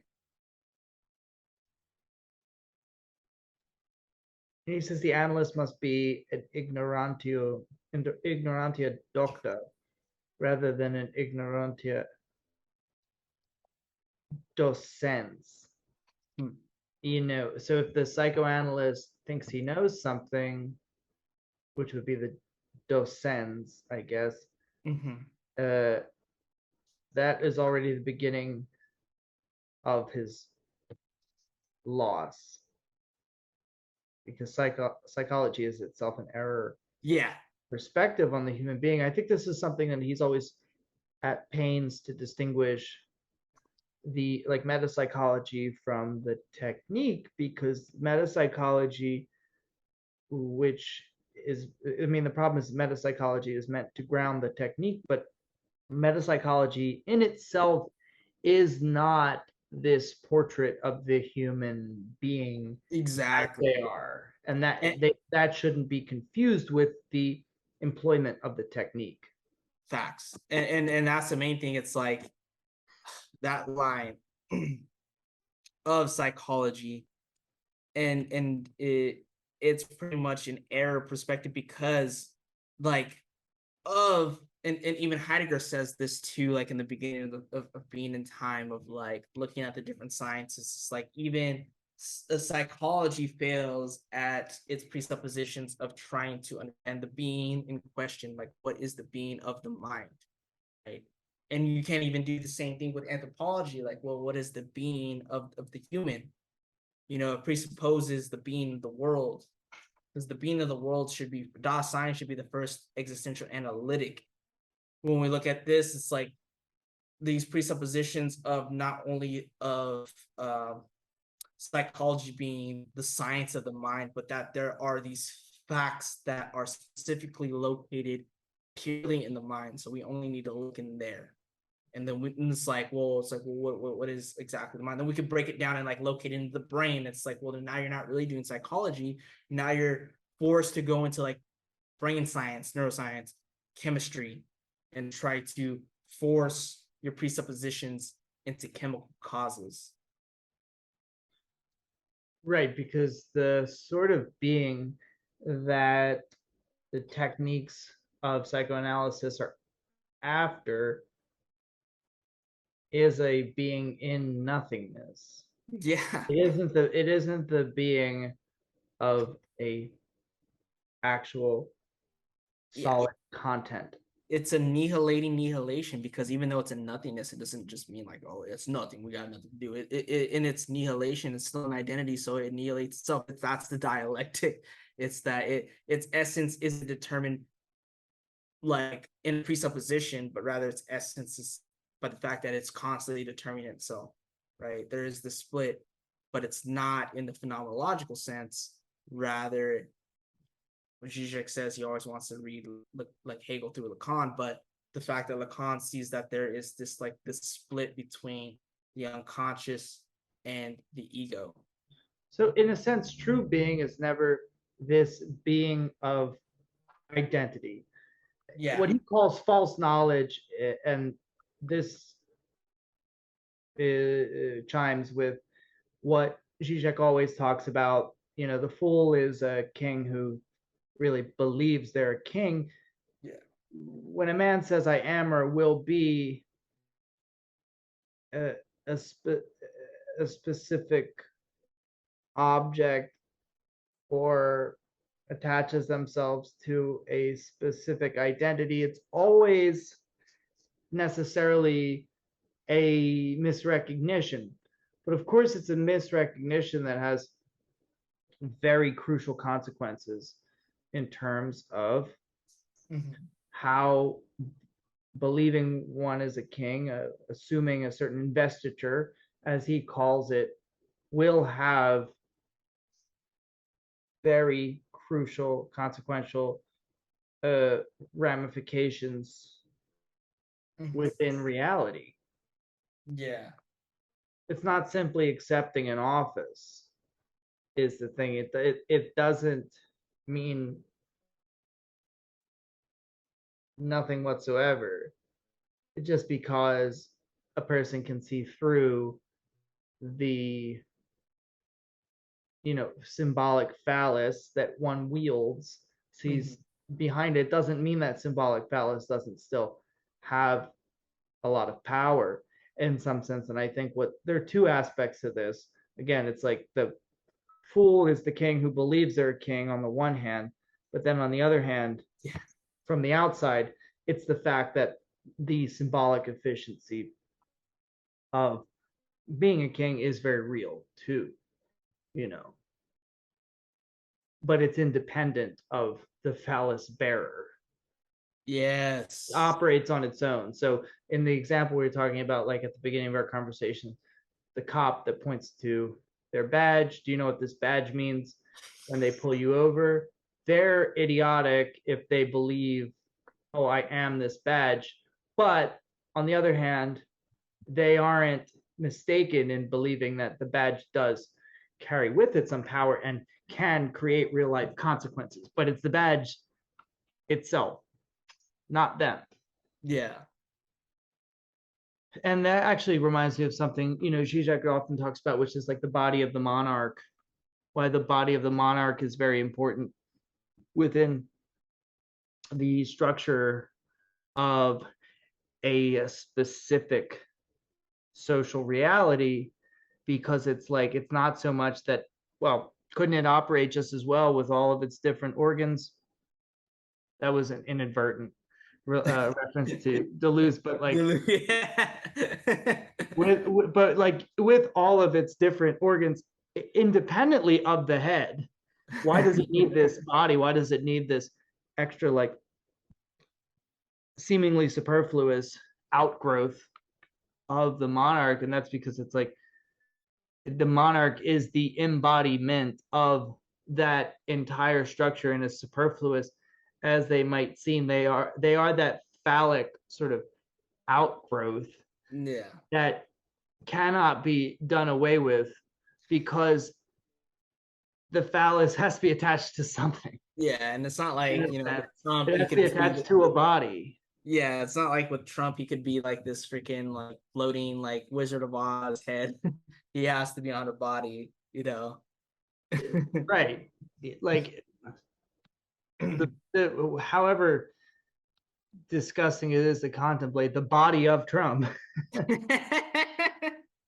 is very significant in as much as his power derives from being a physically fish fillet filled real individual in some sense. Well, he needs a body. How else is he gonna like say, grab her by the the body but the body redoubles itself though, because the body also has, it's almost like refers to another body.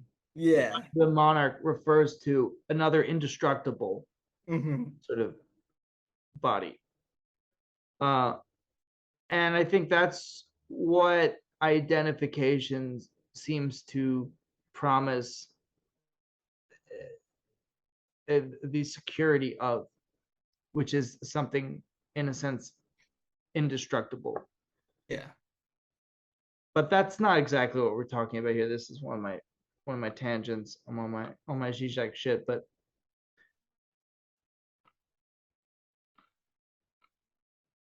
where can we take this in terms of the flow of So we are already on. our investigation here? Should be heading on 280, right? Yeah, so I think we understand ignorance, we understand love, we understand hate. Someone tries to get him to apply all of this to the case of Dora, but he's like, that's not exactly the most opposite Yeah. example here. Yeah, with Dora, it's like the case of like grappling with transference, or counter transference. It was like one of the transference that like Freud didn't realize he was counter transferring on, but not like in the case of like a successful like transference and technique so much to apply for successful technique. But we can still learn from the effects of countertransference.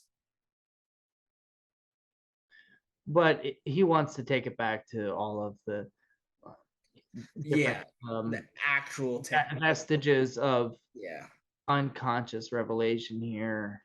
especially like the joke. One thing with the transference is like, again, it's not just the fact that there's this in the session, the waking aspect of talking to the analyst, but also in the level of the dream. And that's why like right here, like in page 280, he references the trauma de tung, the dream work, the interpretation of dreams. I always forget what this word means, but the Ubertrang as the function, the double level of speech. You remember what Ubertrang means? Forgot that one. No, I don't. I didn't look Yeah, that I up. forgot. No, Uber means over though, doesn't it? Yeah. I don't think it's the overdetermination, because that is I think that has a different German word to it. But what I'm trying to say is that like in at least like referencing the interpretation of dreams, that we get another level of discourse in transference, where through the transference of the analysis, right, it's a special phenomenon, because even though he says that like, you know, we can transfer even in the waking life and outside of analysis, but we can't have resistance in the analysis, but or we only have resistance in the analysis, that there's something within the analytic transference that allows the sign to structure itself in the dream. And we might be just beating this like a dead horse, but for example, condensation, or just the fact that like, I think like looking at like the dream structures, the way that they're constantly making a form for the symptom to move in, it seems like in the sense like the homology, like the way Zizek uses the homology of the dream and the commodity. It's like the symptom and value rely on the form and structure, right? It's never, you know, on this particular aspect, right? Because then that's a fetishism. We're not trying to find some like transcendental meaning outside of the structure, but that's actually the structure itself, which is actually hides itself.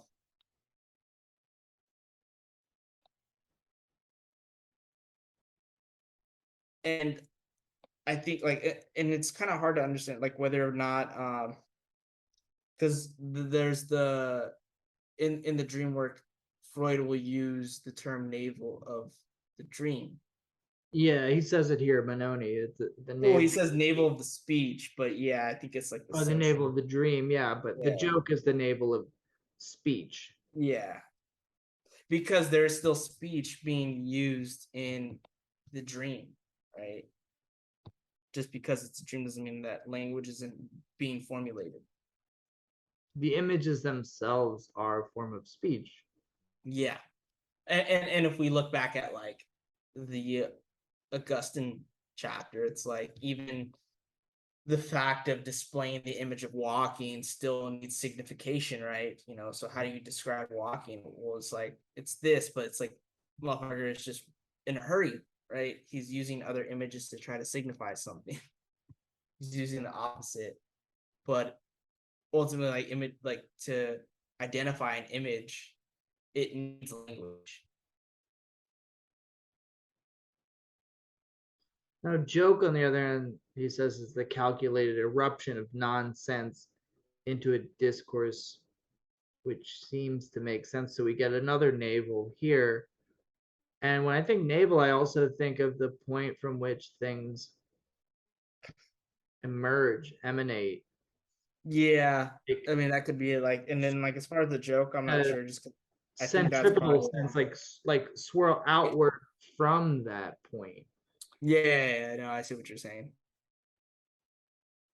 So instead of like a little reversal that I would want to do is not ask why does the slip occur, but why do things seem to make sense otherwise? Yeah, Why isn't everything a slip? Which, in a sense, I think it is, but this we shouldn't isolate, yeah, elevate the slip from its context so much as it should put everything else into a certain perspective. because Surround. we want to make it a reduction. So, all right, we've discussed the slip. Like we've exhausted a seemingly inexhaustible topic there. He makes short work of this. Ezreal fellow, just another example of why giving your analysand the knowledge adequate to the description of like a certain situation is not equivalent to actually equipping them with the ability to find out things for themselves. Now, not draw conclusions that would redound on the specific moment in question, but rather Mm-hmm. give a general structure to Mm-hmm. knowledge and the limitations of it. Um,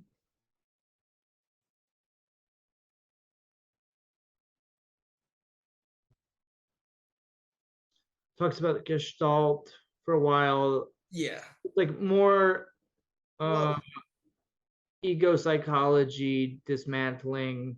because the thing is like we should see like if he's using Gestalt in this seminar, it's going to be in relation to again the primary narcissism as was talked about early on in like the topic of the imaginary, um, the spectacle image, the lure, right?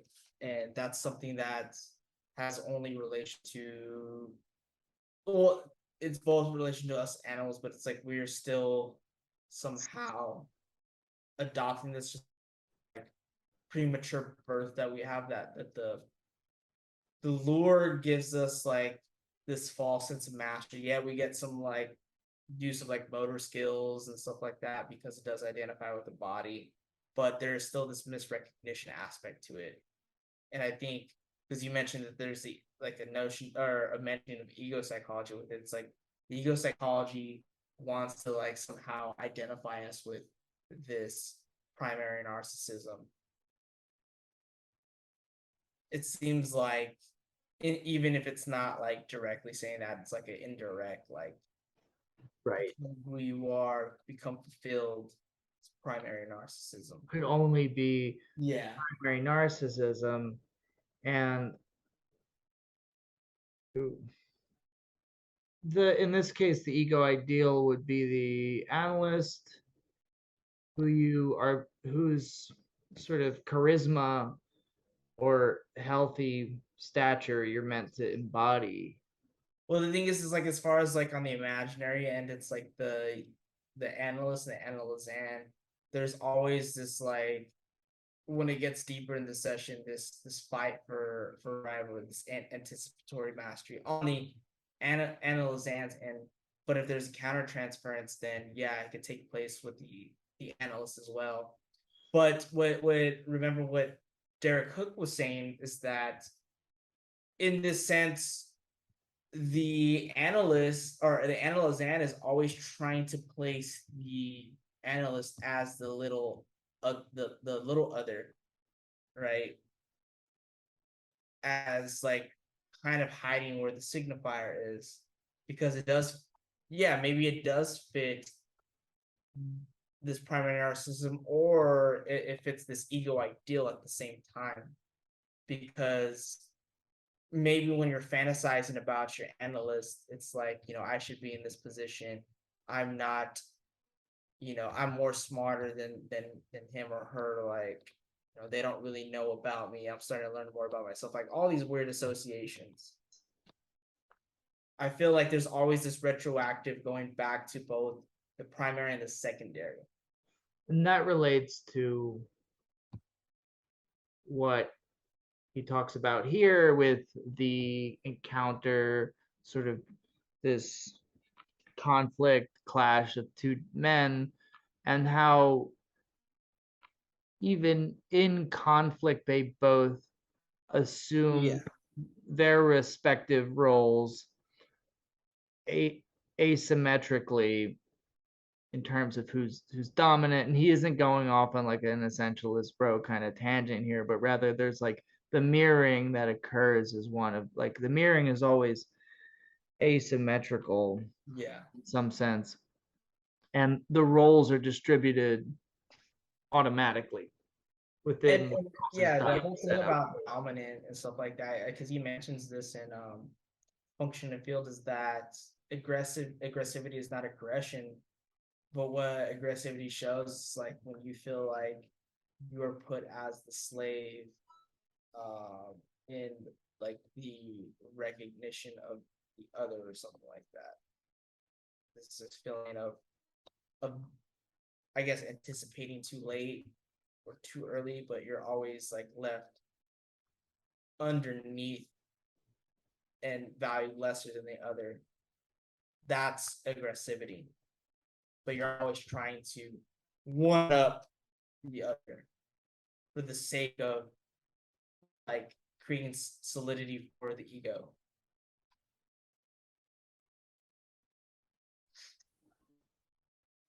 Which it makes sense if we're talking about like this narcissistic love, right? This verliebtheit,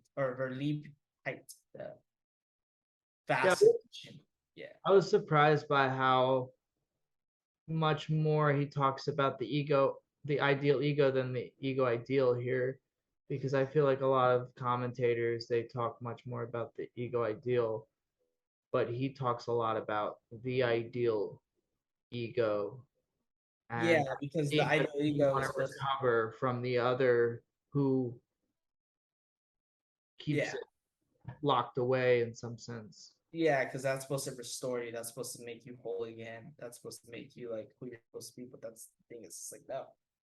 Like the ego ideal seems, or the ideal ego seems to be something that's retroactive. Like we were building it up and understanding the mirror stage in the optical schema, but it's like it's not that you necessarily start off with the ideal ego and then work your way into the working with the ego ideal, but it's rather this or this ideal ego is like this kind of lost object that you're trying to obtain somehow by being or pursuing the ego ideal, which has a relation with the superego, but still in the imaginary, where the superego is like the symbolic law that takes on a life of its own.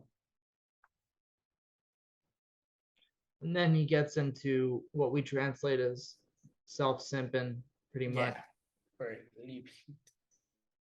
So that's when you're flooded with this feeling of love. Yeah. But we already talked about that. So All right, let's try to wrap this up. I would say let's skip ahead to Yeah, we can, because like it's pretty much like, this, but he does have one more because he brings up schema the, for remember us. the O and virtual O. He Yeah, brings yeah, up, exactly. Like in this schema. So he's not gonna let us off easy. There's one more schema we have to look at that feels like sort of the culmination, like the apogee of the schemas so far, where we have the O, we have the virtual O, two there, mirrors. and the mirror, the plane mirror. I guess maybe this is more like, That's the virtual O. but it's like the ego ideal kind Yeah. of, and this is the ideal ego. Hmm. And what he says is we have to move in these concentric circles to get to C. This is the subject. Yeah. And it's working through. And at the same time, it's like what's solidified is this movement towards the ego ideal, right? Based upon the law, right? Because we're not this abstract I, but it's like in doing so, what it's supposed to do is bring us back towards the ideal ego. But like it seems in the end that both are virtual, right? But it's like one is actually more solidified by a law where it's like what postponing your enjoyment in pursuing the ego ideal is that later on you will get the ideal ego. It's like free beer tomorrow, right? Uh, announcing Yeah. upcoming blog. That's the name. I've got official announcement coming soon. Yeah. So stay tuned for that, anime lovers Yeah. and psychoanalysis lovers and philosophy lovers, DBZ covers. Dragon Ball lovers in Yeah. particular. All of you have a safe space on my blog. So yeah, so this is the schema. I forget what A and B are exactly, but they look like concave mirrors. I don't think Yeah, I think they're just two no. mirrors. And then you got the middle mirror where the um Well, where's the analyst though? I I feel like think B. ah He says it at one point here, I think. yeah, I think so. The progress of the subject in his being must finally bring him Yeah. to O via a series of points spaced between A and O. Yeah. What is on the side of O passes over to the side of O apostrophe. Everything which is proffered from A from the side of the subject makes itself B on the side of the analyst. Yeah, so the analyst is B. Mm-hmm. Um, but why the circles? You think like I think mostly because it's like wait, those like little dots in between. those are the moments you're talking about where you capture Yeah.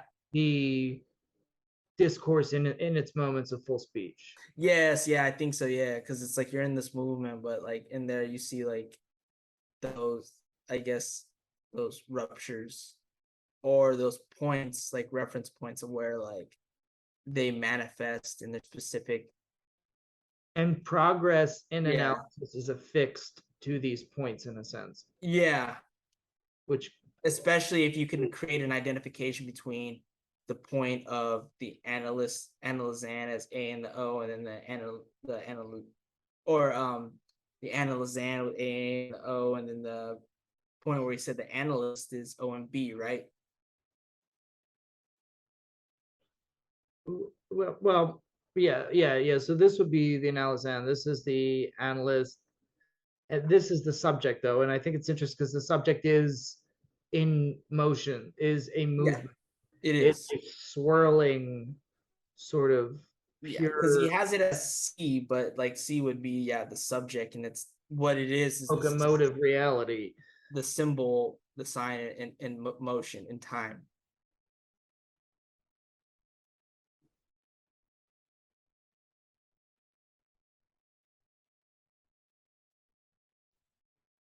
He recommends everyone read Inhibition Symptoms and Anxiety. Oh yeah, yeah. which I downloaded. I plan to read it eventually. And also another one is Instinct and Their Vicissitude. That's like a good one too. he wrote so much. Yeah, Freud was Crazy. Freud was on one. It's all that coke. Yeah, that was, yeah, exactly. Cocaine's a hell of a drug. All that coke, yeah, shit. Well, half of us are on Adderall, so pretty much the same thing. And then he makes this like famous jest about an umbrella and eagle that totally confused me. I don't know. Yeah, Figure it out. weird shit. John Cocteau, he was a famous director, right? Yeah. He was a famous silent film director. So none of this feels exactly new. Anything to I cling mean, before we end this? We've got 2 pages left. I'm not seeing anything that pops out as no. gotta address I this right think I think on the last 2 pages there are some stuff. Because what he kind of wants to conclude on like 86 is he wants to remind us about empty and full speech in discourse. and then transference and resistance, and he says I he actually makes it very simple for once, which is like when transference is pushed too far, you get resistance. And of course, that's nearing the nucleus of repression. But we already knew that. Um,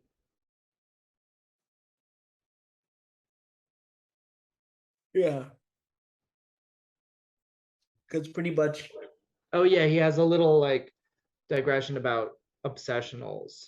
Yeah, This is interesting. And of course, yeah, and then the master slave dialectic and how death for the slave is very different than it is for the master.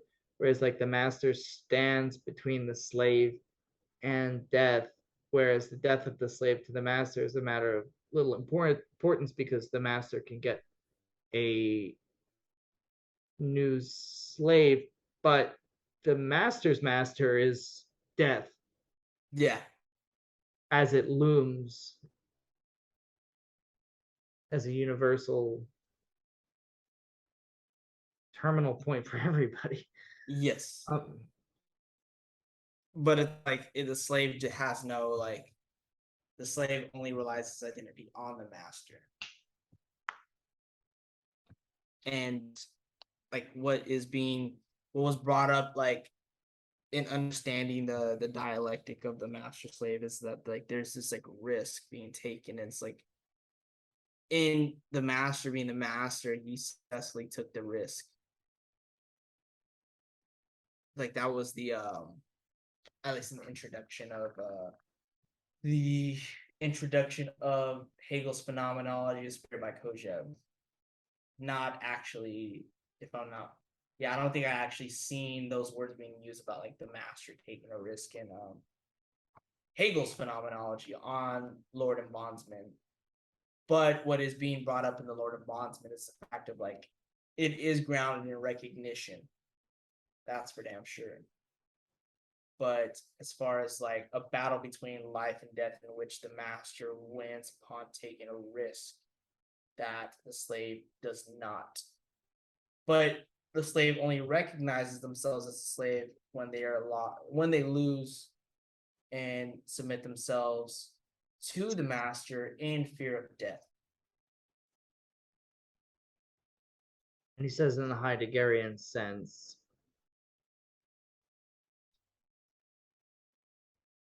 the slave will be made to realize his confrontation with death and his being for death.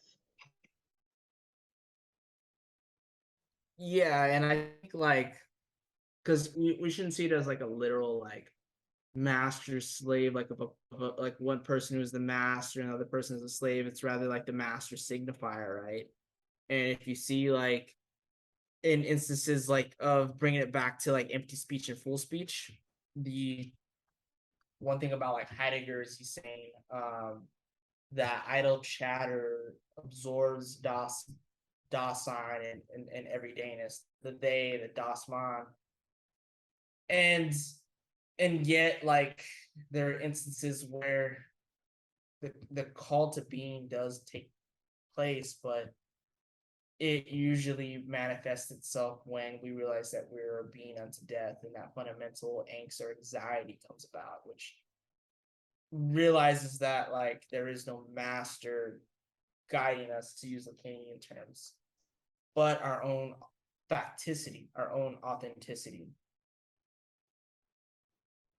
And then that's something that is like hard for us to deal with. So that's why it seems like to cling to master signification becomes relevant because of that like overbearing of anxiety, that nakedness of The analyst becomes the stand-in for the yeah, master, as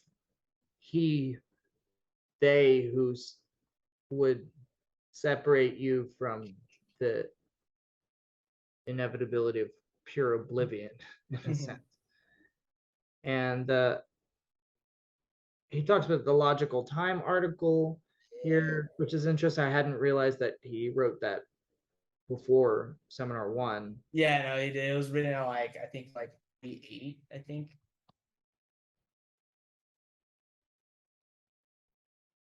Like 42. So yeah, so like in the 40s. And then he ends with this statement, all because, like everyone else, he is much too happy being a being slave. a slave. Damn. Yeah. That's bars. And then he hands out elephant figurines. This is one of his little flourishes. I And like what Manoni asked though. He says, "Who's the analyst?" It's like, oh shit. who embodies in the analyst? But it's not a question though. I think he's saying who is the analyst. Oh yeah, oh yeah. But yeah, see there you go. That's a misreading there. That's reveals something. Who is the analyst? Yeah, you could read it like that, as like, yeah. It's like, yeah, who is analyst? We are all slaves. Oh yeah. shit. Ends on this sort of note of esoteric mysticism. Damn. And that's it. That is seminar one. Damn. We just finished Brr, brr, seminar. brr. God damn. We did it. Don't clap.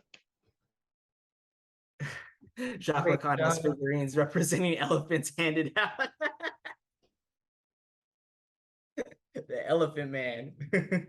That's hilarious. They all got their little toy elephants. Here's your toy elephant. Damn. Damn. God damn, I need a beer for that one. We just fucking killed it.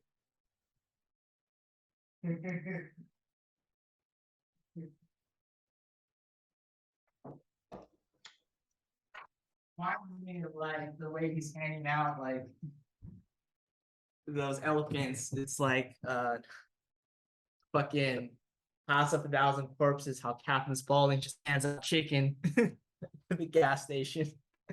I haven't seen that, but Oh, that's a good Rob Zombies. At least like his OG movies. Like I haven't seen like his latest shit. I heard it's like decent. It's not you know, that.